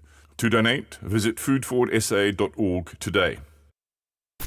The Money Show. Small business focus. Small Business Focus is brought to you by Capitec. Start up or scale up with Capitec, the business bank for everyone. 21 minutes after 7 the time. At year end, heading into the Christmas season, lots of conversations about what you're going to do, what we're not going to do, and how a small business manages that. Songqoba Vuba is an entrepreneur and business strategist. Songqoba, good to have you with us again. If you're an entrepreneur, if you're running a small business, I mean, should you be in the business of having a year-end function or something like that? Hi, Stephen. Always a pleasure to join you. Thank you so much for having me again. I mean, it's quite an interesting one, right? Because entrepreneurs pinch pennies, and the question is that a worthwhile spend? I think if we kind of go down to the essence of kind of this year-end function, like madness that we're seeing at the moment, is that it is a way to pause, reflect. It is a way to thank different stakeholders, be it your staff, be it your clients, be it other stakeholders that are quite key in your value chain for the year that you've done and collaborated over. So while maybe you're not throwing the biggest of parties, but in essence, you've got to find a way to still do those things in order to be top of mind, especially if some of your clients are large corporates who are kind of spoiling their clients and staff at this time of year. I mean, it's all about that sort of personal relationship at this point. And any FaceTime that you can get them to see you is probably a good thing. Whether you do a kind of, look, it's the low-key 7:30, but we'll have good coffee and we'll sort of, and you'll make it yourself, or it's a kind of slightly something better than that. I mean, all of that's a good thing. 100%. And I think you're spot on. It's about FaceTime. I think post-COVID, we've kind of gotten comfortable hiding behind screens, and there's nothing like in person. And like you say, in order for you to remain top of mind, but also most importantly, build relationships. I think we often like to hide behind the company, the corporate, the business, but all these things aren't actually real. It's the people who are real. And, you know, we're biased. We're not always objective. And the reality is we also have recency bias, which is we remember the most recent thing. We remember the person who's the loudest. And therefore, this is a season where entrepreneurs actually do need to show up, not just for themselves to have a moment of reflection and a pat on the back for the year and strategizing for the new year, but for their staff members who've decided to kind of go this hard journey with you and take a risk on the dream and vision that you're building, but also for those clients who have also believed in your business and decided to go the course with you. I mean, I've been at a situation at a sort of financial year-end party where I bumped into a person from a different part of a company I was working for. That conversation led to something that led to something else. It's the same for a small business. Even if you are a team of 5 people and you see each other every day, if you're meeting over a quick beer or a glass of Diet Fanta, because that's all you have, or for whatever reason, you're still in a different space. And I think that's important. Even if you're in the office, I find there's a moment where people can relax with the boss. Yep. You know, boss has rolled up their sleeves and is having a beer or Diet Fanta too. And that's an important moment, I think. I think we shouldn't lose those moments. Exactly. It's an important moment. While some would say, provided the boss doesn't stay too long, Stephen, so that the rest of the team can have a real party. But like you say, it's important to show up. It's important to connect outside of the work, connect with the people, allow for the best ideas to happen. The best ideas don't happen when we're sitting behind our chairs at our desks, kind of running through the to-do list or on Teams calls. It really does happen in the more natural moments of connection, which we've got to create space for. And like you say, whether it's a free picnic at Zoo Lake or a leisurely walk at Kirstenbosch if you're in Cape Town, or like you say, kind of, I've had some entrepreneurs who open up their homes and say, you've given so much into the business, come over to my home as I host you for a braai or I host you for a lunch in order to keep the costs down. And that really brings people in, but also kind of shows them your human side, because I think as entrepreneurs, at some point, people do kind of forget that we are human and that we can have a bit of fun and that we also have stresses and concerns that everyone has, and that we have partners, we have families, we have homes. And I do think that this is an opportunity that entrepreneurs shouldn't miss out on. I mean, I like the idea of a picnic because there's so many places to do it. Going into this season, I think from Friday, I think from tomorrow, things are going to calm down dramatically. We have the 16th public holiday on Tuesday. What should we be focused on as an entrepreneur right now? So I think first things first, if you're an entrepreneur, make sure you've got all your invoices paid. December and January are very, very long months, and there are still bills to be paid. So if you aren't on top of your finances, aren't on top of your collections and creditors, I mean, you're already late, but kind of frantically go through those tonight and make sure that you're making personal calls and pop in at people's offices tomorrow. Then once you've made sure that kind of the key, keep the lights on, keep alive things are sorted, then I'd suggest that I know entrepreneurs hate slowing down. I know they believe in work all the time. But I do challenge entrepreneurs and ask them, when you came up with the idea for the business that you're currently building, in what setting were you in? Were you working like a dog, or were you on holiday? Were you in the shower, or were you sitting behind your laptop being super productive? And I really implore entrepreneurs to take the time, especially if you're doing business with large corporates. It's kind of dead season effectively for about a month and a half, really, till about mid-Jan, end of Jan, is the reality from a corporate client's perspective. And it is to use the time to be intentional in planning and thinking and reimagining what is the next step for your business. I find a lot of entrepreneurs are surviving day to day, and actually we need to be a little bit more intentional. And by intentional, I'm not asking you to go on a strategy offsite and plan the next 5 years. That just doesn't work. What we are asking you to do is say, where has the business gotten to? What has worked? What hasn't worked? What are the key 3 things we want to achieve next year? And how do we go about that? And how do we make sure that there are priorities? So when we check in at a quarterly basis, at half-year basis, those are the key things that we are driving. Sankoba, thank you very much indeed. Sankoba Vuba is an entrepreneur and business strategist. That's the sound of your business growing. Whether you're starting out or scaling up, turn your passion into profit with Capitec Business Banking. Save up to 50% on fees. Get fast credit approvals, personalized support, and Forex for your business. Open your business banking account on our app. Bank on better with Capitec, the business bank for everyone. Capitec is an authorized FSP 4669. T's and C's apply. Coming up, The Aubrey Masango Show on 702 and Cape Talk. He's wearing a proudly Springbok shirt. It must be because of New Zealand's dairy production. Must be. And it's such a money show. The fact that we're going to be giving them a hiding again soon. What's happening on the show tonight? Dr.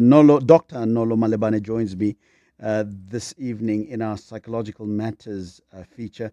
And we're talking about the cycle of self-destruction. This evening on Psychological Matters, we're exploring why people engage in destructive behaviors despite knowing they are not beneficial to their lives. The way that we spend money during December. Yeah. The way that we vote for people that we know are not going to give us the delivery we want. The way we stay in relationships that are toxic. We're going to be talking about why that takes place and what is behind what's the psychology behind it. Dr. Michael Masiapato, Commissioner at the Border Management Authority, joins me in the second hour of the show. You might have seen articles written last week about the fact that they may be at a 25% capacity at the moment, particularly at this time of the year when there's a lot of border movement. We'll be finding out about how the BMA is doing at the moment. And then in the third hour of the show, you will have heard that there was a conference in Algiers where diplomats and African leaders got together in a major push to say that colonialism was a crime against humanity and that it must be recognized as such by the UN. And a big discussion around reparations is now on the agenda. We're going to be finding out about that. Aisha Kaji is my guest in that conversation. It'll go down wonderfully in Washington. Well, what's going on in Washington is pretty scary with all of the soldiers that are there at the moment. And then, of course, the final hour is an open line, and we discuss whatever it is that people are thinking about at that time. Aubrey Masango, thanks very much indeed on your radio in half an hour's time. Investment School next. First, let's get the latest eyewitness news at 7:30. Maki, good evening. The SIU. Good evening, Stephen. The Special Investigating Unit carried out raids in KwaZulu-Natal and Gauteng as part of its probe into the alleged theft of 161 million rand from the Unemployment Insurance Fund. Raids got underway at the UIF's Pretoria offices along with several other locations, including office buildings and private residences earlier today. The SIU says the money was allegedly siphoned from the UIF's COVID-19 Temporary Employee Relief Scheme. Among the suspects is Tamsanqa Madlala, an MK party councillor at the Reinkonyeni local municipality. It's alleged that Madlala purchased several taxis with UIF money. Ntokozo Khumalo has more. More than 35 companies and 16 individuals are suspected of playing a role in the fraudulent scheme that allegedly looted 161 million rand from the UIF. It's understood that a well-coordinated syndicate submitted false applications to the UIF in order to access COVID-19 relief funds. The SIU says the money was paid to the 16 companies that submitted the claims, but the funds never reached the workers. Instead, the SIU says it has obtained evidence showing the money was redirected and shared among the individuals who ran the syndicate in a manner consistent with money laundering patterns. The SIU adds that during today's ongoing search and seizure operation, bank statements, computers and cell phones are being confiscated. Ntokozo Khumalo, Eyewitness News. Building owners found to be connecting electricity illegally in Tshwane will be fined a 300,000 rand penalty. Officials from the Bad Buildings Division inspected privately owned buildings in Sunnyside today. They were joined by Metro Police and officials from Human Settlements, Electricity and Water. First on the agenda was a 17-story building called Spruitsig Park in Sunnyside in Pretoria. Since the building is privately owned, inspectors assess the outside of the building while waiting for access of individual units. Chairperson of the committee, Kholofelo Morodi, explains the reason for the visit. We are concerned about their accounts, their rates and taxes, their water. We suspect that they've breached the water and also their electricity. The DA has welcomed the allocation of more than 5.2 million rand to protect Western Cape schools over the holidays. During last year's summer break, 47 incidents of burglary or vandalism were reported at 34 schools in the province.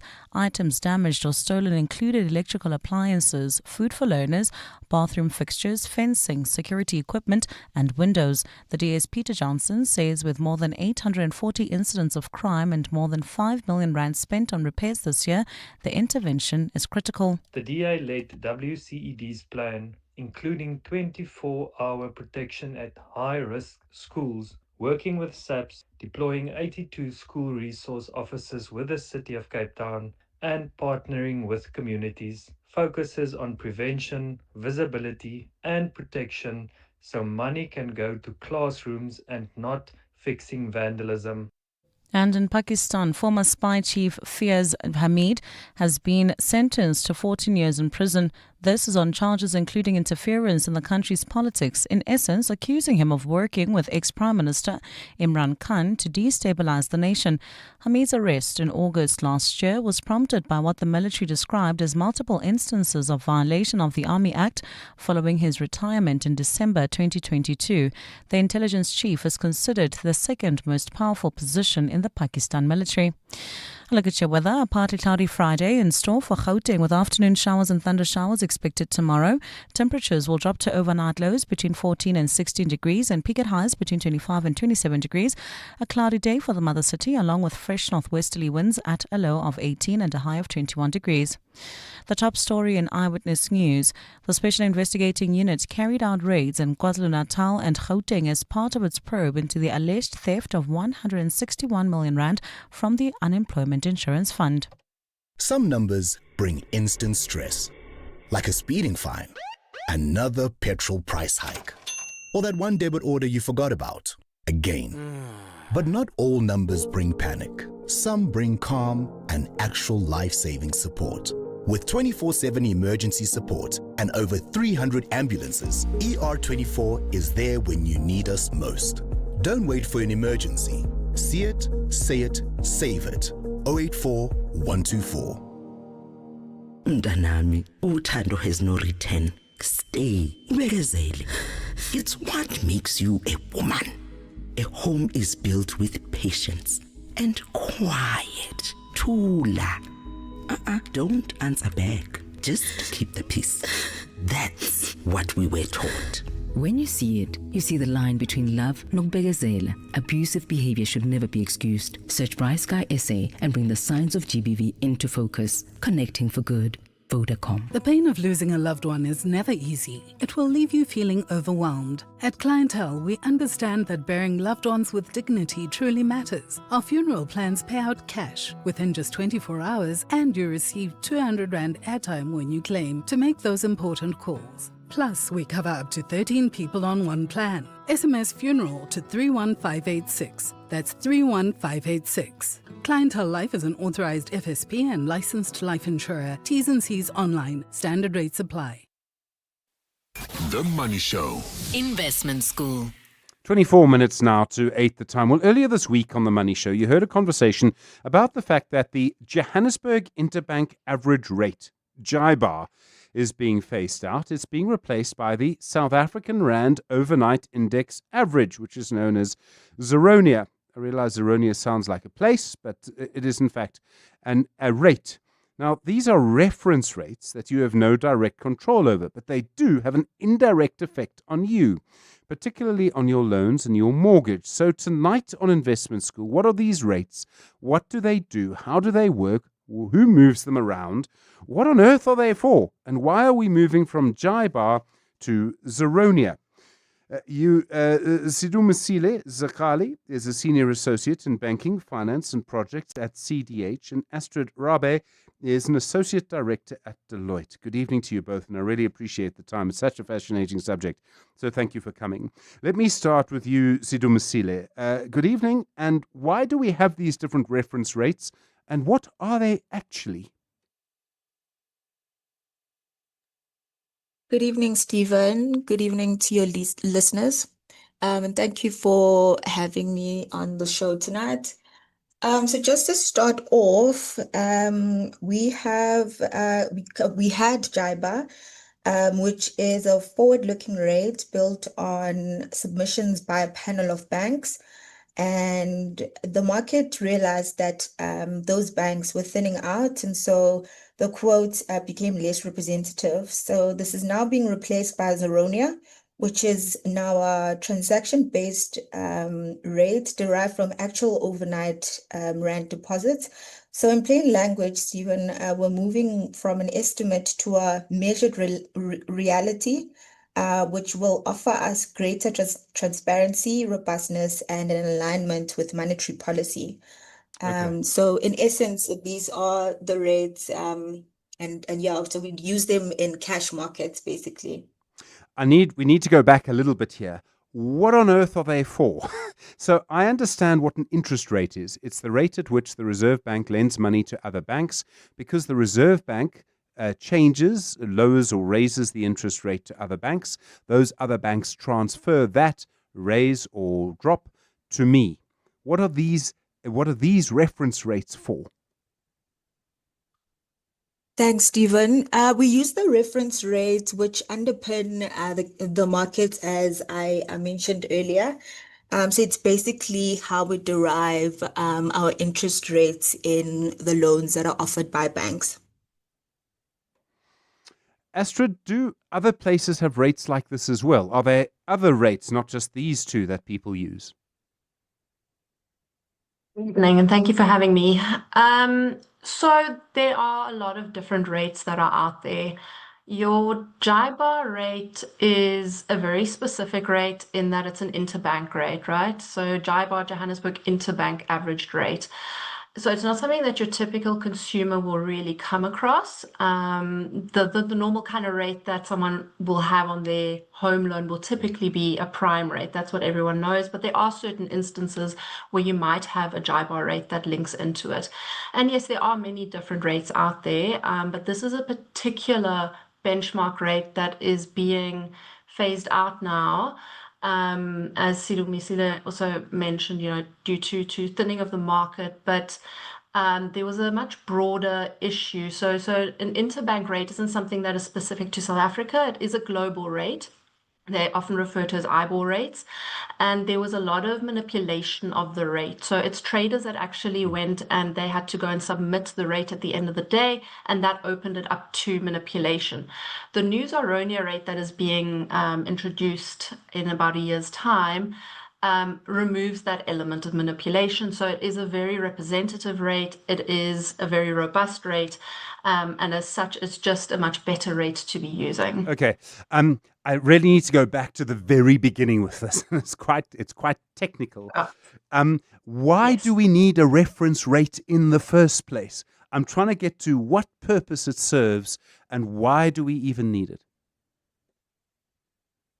I mean, there are different purposes. It's really just an interbank type of funding element between the banks, and other rates are built off the back of it. Like I said, your normal consumer out there won't really be too affected by it. It's just something that is needed between the banks when they trade amongst each other. And then it can be as a basis for other financial instruments. It can just be pulled in there. Okay. Sidumisile, what would happen if we didn't have a reference rate? Let me try and get to the question in that way. So Stephen, like as has been said by Astrid, it's used as a benchmark interest that is used by banks. It's a benchmark interest that is used by banks and financial institutions to set the cost of borrowing. And the examples that she's given, JIBAR, SOFRA, and the prime rate. Why we need it? For fair pricing, it ensures loans and financial products are priced consistently and transparently. It makes it there is market alignment, so it keeps interest rates linked to market conditions. There is risk management. It is used in derivatives, as has been mentioned, and it's also used as a fallback. So if we didn't have this rate, then we'd have unfair pricing. We wouldn't have market alignment, etc. Okay, I think I get it now. Who manages these rates? Astrid, let me start with you. So there was a reference earlier that that JIBAR was put together by bank bids, and Zaronia is more accurate. So let me just go back a bit. Who manages these rates in the first place? So ultimately, it's published by the SARB, the South African Reserve Bank, but the current JIBAR rate, as I'd mentioned, it's based on trader submissions at the end of the day, and then it kind of gets averaged based on the number of submissions they get at the end of the day. Zaronia is a similar construct, but it is based on actual traded volume. So certain trades that are traded between the banks, those will be issued, and that rate is then fed to the SARB, and the SARB will then go and publish that rate the following business day. And then all of the banks will follow that rate. And I presume all of them, I mean, there's no outliers, all of the banks would follow that and use that as a basis for something. Yes, yeah. So if you're moving away from JIBAR, the bulk of contracts will be moved over to Zaronia. There are some exceptions, as there always are, but the generalized thinking is yes, move from JIBAR over to Zaronia for everybody. Sidhu Masile, is it possible? So Zeronia, I accept, must be better than Jaibar, and I presume partly is that because of the way it's constructed is more accurate. And Astrid used the word volumes. Is that because it is taking into account how much trading, whereas Jaibar is just looking at the last trades of the day? That's correct, Stephen. So JIBA is forward-looking, so it's almost an estimate, whereas Zeronia is based on the previous night's transaction. So it's transaction-based, it's more accurate. Could there one day be a better way to create a rate that would make it better than Zeronia and more accurate in some way? Most likely, Stephen. Given that Java has been in the market for a number of decades, it is possible that the market could come up with a better interest rate. Okay. So Astrid, the way that these develop, I presume they have a long history. I presume they've been quite a long way around. They've been around for quite a long time. Is there a sort of best way to do it? I mean, you spoke about other similar rates, reference rates in other countries. How are those rates then constructed? When you say they've been around for a while, you mean reference rates in general? Yes. Yeah. So this move over from Java to Zaronia is not something that is specific to South Africa. The move from an IBOR rate, as we call it, to a new reference rate has been done globally. South Africa is actually lagging behind a bit. We're one of the last jurisdictions to transition at this point. So yeah, there are definite other rates in the global market, but the construction, the way that that rate is calculated is actually the same. The South African MPG, as we call it, which is the Market Practitioners Group, who has been working on this for a long time now, they looked at many different types of rates that could be used to replace JIBAR. They ended up on Zaronia, as we know, and it's a similar construct to what has been done globally in each of the large jurisdictions as well. So we haven't really deviated much from global thinking either. Okay. And I mean, I'm presuming that the United States will have probably quite a big series of reference rates, and the UK will as well. And are they likely to have more reference rates than we do? I mean, it's possible, sure. That's really up to the individual jurisdiction on what they require. Sidhu Masile, when we look at these rates, what then impact does it have on actual ordinary people? And I know there's been reference to the fact that quite a few home loans, I think it's about 100,000 of them, maybe a few more, are linked to JIBAR. Why would some home loans be linked to JIBAR and others are not? I think borrowers in general should take into account that there will be timing risks. So the market or banks will amend agreements to take into account the compounding, the spread risk. There is a credit adjustment spread that will be taken into account, as well as operational risk that will be included in these home loans. So it's not going to affect all of them. It's just going to affect those that reference JIBAR, and those that had already referenced transitioning language would then immediately follow through that it will be Zeronia. But if it was referencing JIBAR, then it would need to be amended. Whereas if it didn't reference JIBAR, then it obviously wouldn't be amended. So that's the difference between the two home loans, where one references JIBAR and the other one doesn't. I'm sorry, what is credit adjustment risk? Credit adjustment risk is used when you're switching contracts. So they adjust the repayment essentially in the contract. But it's a Zeronia, it's a manner in which Zeronia will be calculated. So you wouldn't find it in Jaiba, for example, but you'd find it now in Zeronia. So the backward-looking effect would then take into account that credit adjustment. So you adjust the credit based on the previous transactions. Astrid, when this happens, will it actually change the amount of interest that someone will be paying on a mortgage? If you're going from one reference rate to another, it would seem to me that it would have some impact on what people are actually paying. No, so it won't.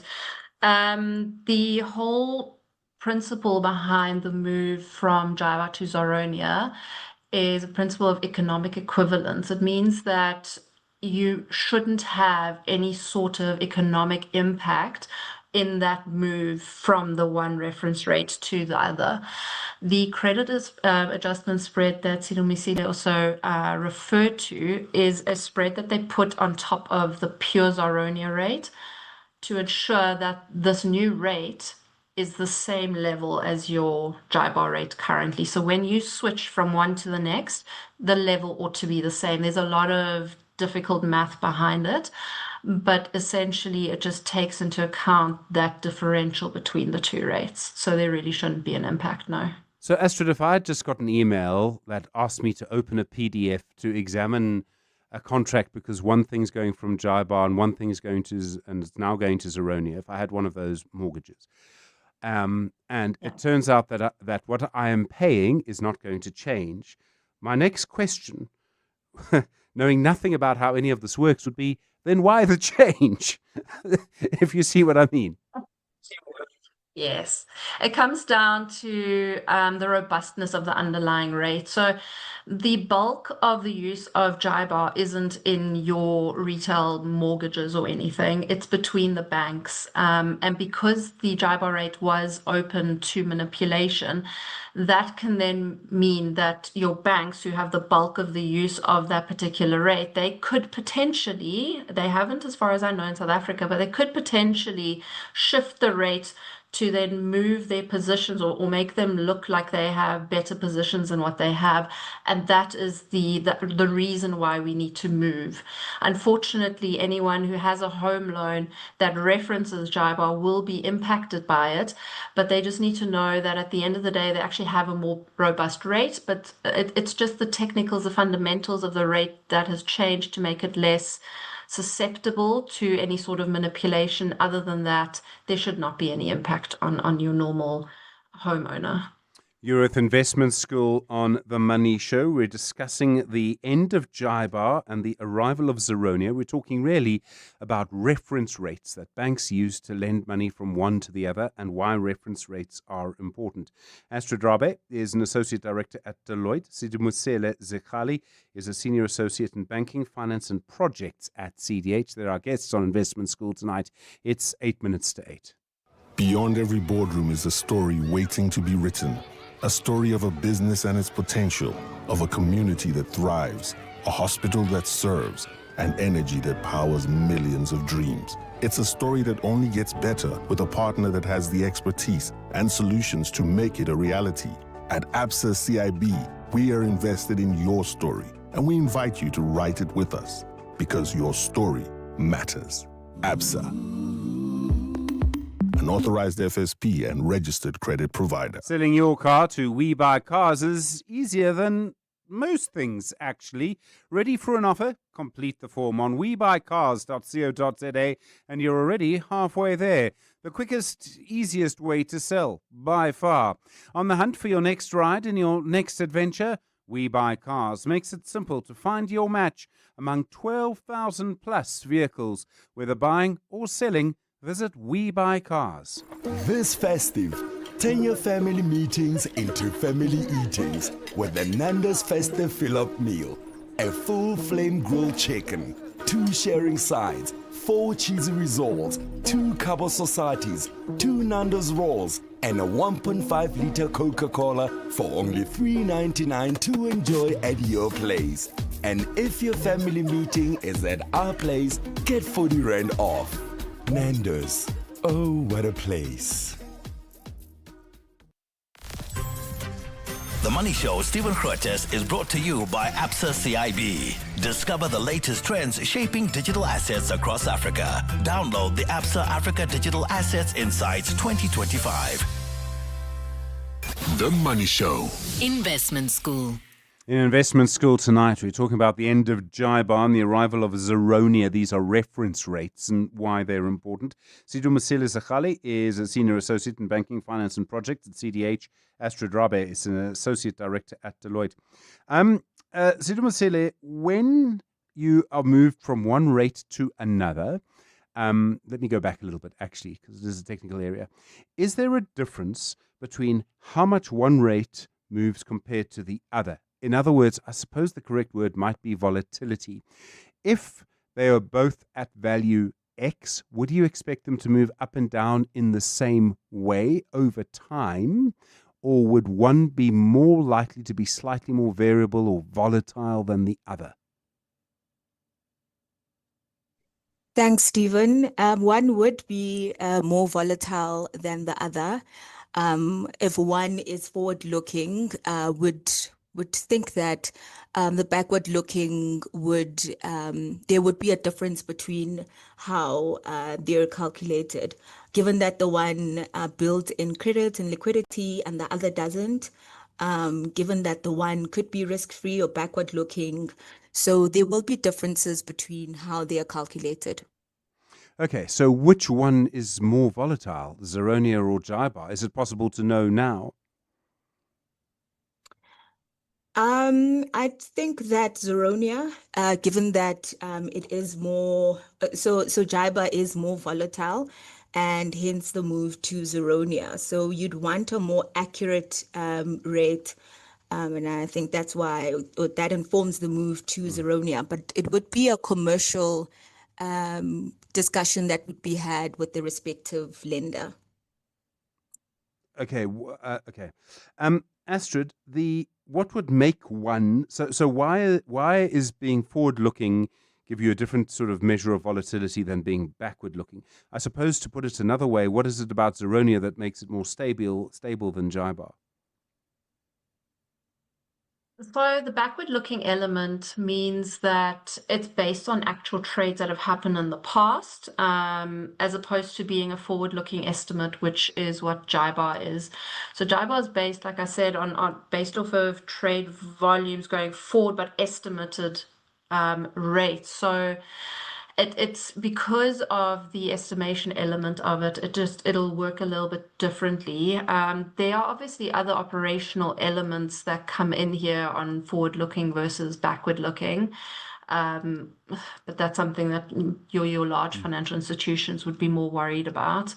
But it's the overnight element of Zeronia, which makes it for lack of any other way of saying it's almost like a risk-free rate. That risk-free element then also removes some of that volatility that your credit and liquidity elements under the JIBAR rate might still show. Simudisela, have we lost anything by being so late to act? Should we have acted earlier and sort of been, as quick as some other countries were to change the way they did things? Certainly, Stephen. We should have acted earlier, but we are informed by the London market. So when they move, we essentially move along with them. I think that the timing is perfect, but yeah, given the backlog, it will take some time before Zeronia comes into effect. But yeah, we could have made the change earlier. But again, we're informed by the London market. Why are we informed by the London market? They regulate, I guess they regulate loans universally. And so we I guess also the law that applies in London is what we have adopted in South Africa. So we're most likely going to follow what the London market is doing. It's a kind of classic thing of economies. They follow each other, and when it comes to monetary policy and rates, they all kind of keep in touch, but they don't follow each other. The governor will remind me. Thank you very much indeed. Sidumusile Zakhali is a senior associate in banking, finance, and projects at CDH. Astrid Rabe is an associate director at Deloitte. It's a very technical area. It shouldn't worry you personally. If you are a homeowner, you will have to ask some advice about it, but it is a very interesting and quite technical area. I learned a lot tonight. Now, Astrid and Sidhu Musile, thank you very much indeed for your time. The Money Show, Stephen Grootes, is brought to you by ABSA CIB. Discover the latest trends shaping digital assets across Africa. Download the ABSA Africa Digital Assets Insights 2025. Well, in the US, things turning a little bit positive despite that AI scare from Oracle earlier. The Dow Jones is up 1.25%. The Nasdaq is down 0.5%. Still, the S&P 500 up 0.02. So a lot still to come. I think also people just the buoyancy still on the Dow Jones, I'm sure, from the cut in interest rates last night in the US. That's also strengthened the rand. We'll be back tomorrow. Good evening. It's 8 o'clock. This is EWN. Good evening, I'm Mikey Malapo. Children in South Africa remain one of the most vulnerable groups in the country, making up more than 43% of the poor population. The jarring figure is part of the latest poverty trends report released by Stats SA today. 23 million people in South Africa are jarring figure is part of the latest poverty trends report released by Stats SA today. 23 million people in South Africa are considered poor. This is a drop of roughly 2.5 million between 2015 and 2023. Stats SA says children from birth to the age of 17 are the most affected, with the trend declining steadily through the working age group of 18 to 54 years. Statistician General Risenga Maluleke. Those aged under 24 have notably higher rates of lower bound poverty compared to older ages. Those aged 0 to 17 years, as well as 18 to 24 years, tended to have a higher share of poverty compared to older age cohorts. Maluleke says while there's a strong link between education level and poverty, roughly a quarter of the poor population aged 18 and above have completed matric. Poverty has continued to decline across all educational levels, except for a slight increase for those with higher education. Western Cape Mobility MEC Isaac Selegu has welcomed a High Court decision to make permanent an interim order aimed at curbing taxi violence. Earlier this year, Selegu approached the courts following fatal conflict between rival associations, Kata and Kodeta. The violence related to contested routes between Mfuleni and Somerset West, and despite attempts to mediate it, it escalated. Ntutuzela Nene has more. In August, the Western Cape High Court issued a temporary order granting the Provincial Mobility Department authority to implement emergency measures. These included MEC Isaac Selegu's extraordinary move to shut down affected routes for 30 days in September. In October, the court dismissed Kodeta's urgent bid to overturn the extreme closures. Now, Selegu says the court's final order is a victory for every commuter who deserves to travel safely and without fear. Violence and lawlessness have no place in our transport system. We will continue to work with law enforcement and industry stakeholders to ensure that the rights of commuters are protected. The MEC has called on taxi associations to comply with operating license conditions. Ndutuzelo Nene, Eyewitness News. The ANC's National General Council has noted there are some parties within the GNU actively working to undo government's transformation policies. Over the past 4 days, thousands of delegates have been meeting at the Birchwood Hotel in Boksburg to discuss a number of issues affecting the party. This was the first NGC since the ANC formed a national coalition government with 9 other parties. Part of the discussions included the ANC's GNU partner, the DA, which wants to scrap the broad-based black economic empowerment policy and has challenged the implementation of the Expropriation and National Health Insurances Acts. In his closing address, ANC President Cyril Ramaphosa says the NGC has declared it will not allow any party to undo any of those transformation policies. Now, the NGC reaffirms its commitment to a broad-based structural transformation and all socio-economic redress policies, which means the NGC reiterates the ANC's position on broad-based black economic empowerment, that we cannot retreat on that. EFF leader Julius Malema says Duduzile Zuma-Sambudla should face the law if she did in fact lure 17 men to fight in the Russia-Ukraine war. Zuma-Sambudla recently resigned as a member of parliament after allegations emerged that she had recruited the men under false pretenses. It's understood the group was told they were travelling to the country for bodyguard training for her father's Umkhonto weSizwe party. Alfara Mushana has more. While Duduzile Zuma-Sambudla's own sister has opened a case against her for allegedly luring 17 men to Russia, she's not yet been charged or arrested. EFF leader Julius Malema says the allegations against Zuma-Sambudla are serious and should be handled accordingly. And if she's engaged in illegalities, the law must take its own course and she must be held accountable if she has done that. Malema says police and the Hawks must be given space to conduct their investigations. I saw people opening cases against her and I'm very conflicted because Dudu, anyway, she's my friend. So maybe SD should have responded to that one. So I just saw people line up to open a case. Meanwhile, in a similar matter, 5 people have been arrested, including suspects accused of recruiting 3 young men to the Russian front lines. Alfa Ramshwana, Eyewitness News, Johannesburg. And Amnesty International has today accused Hamas and other Palestinian armed groups for the first time of crimes against humanity during and after the October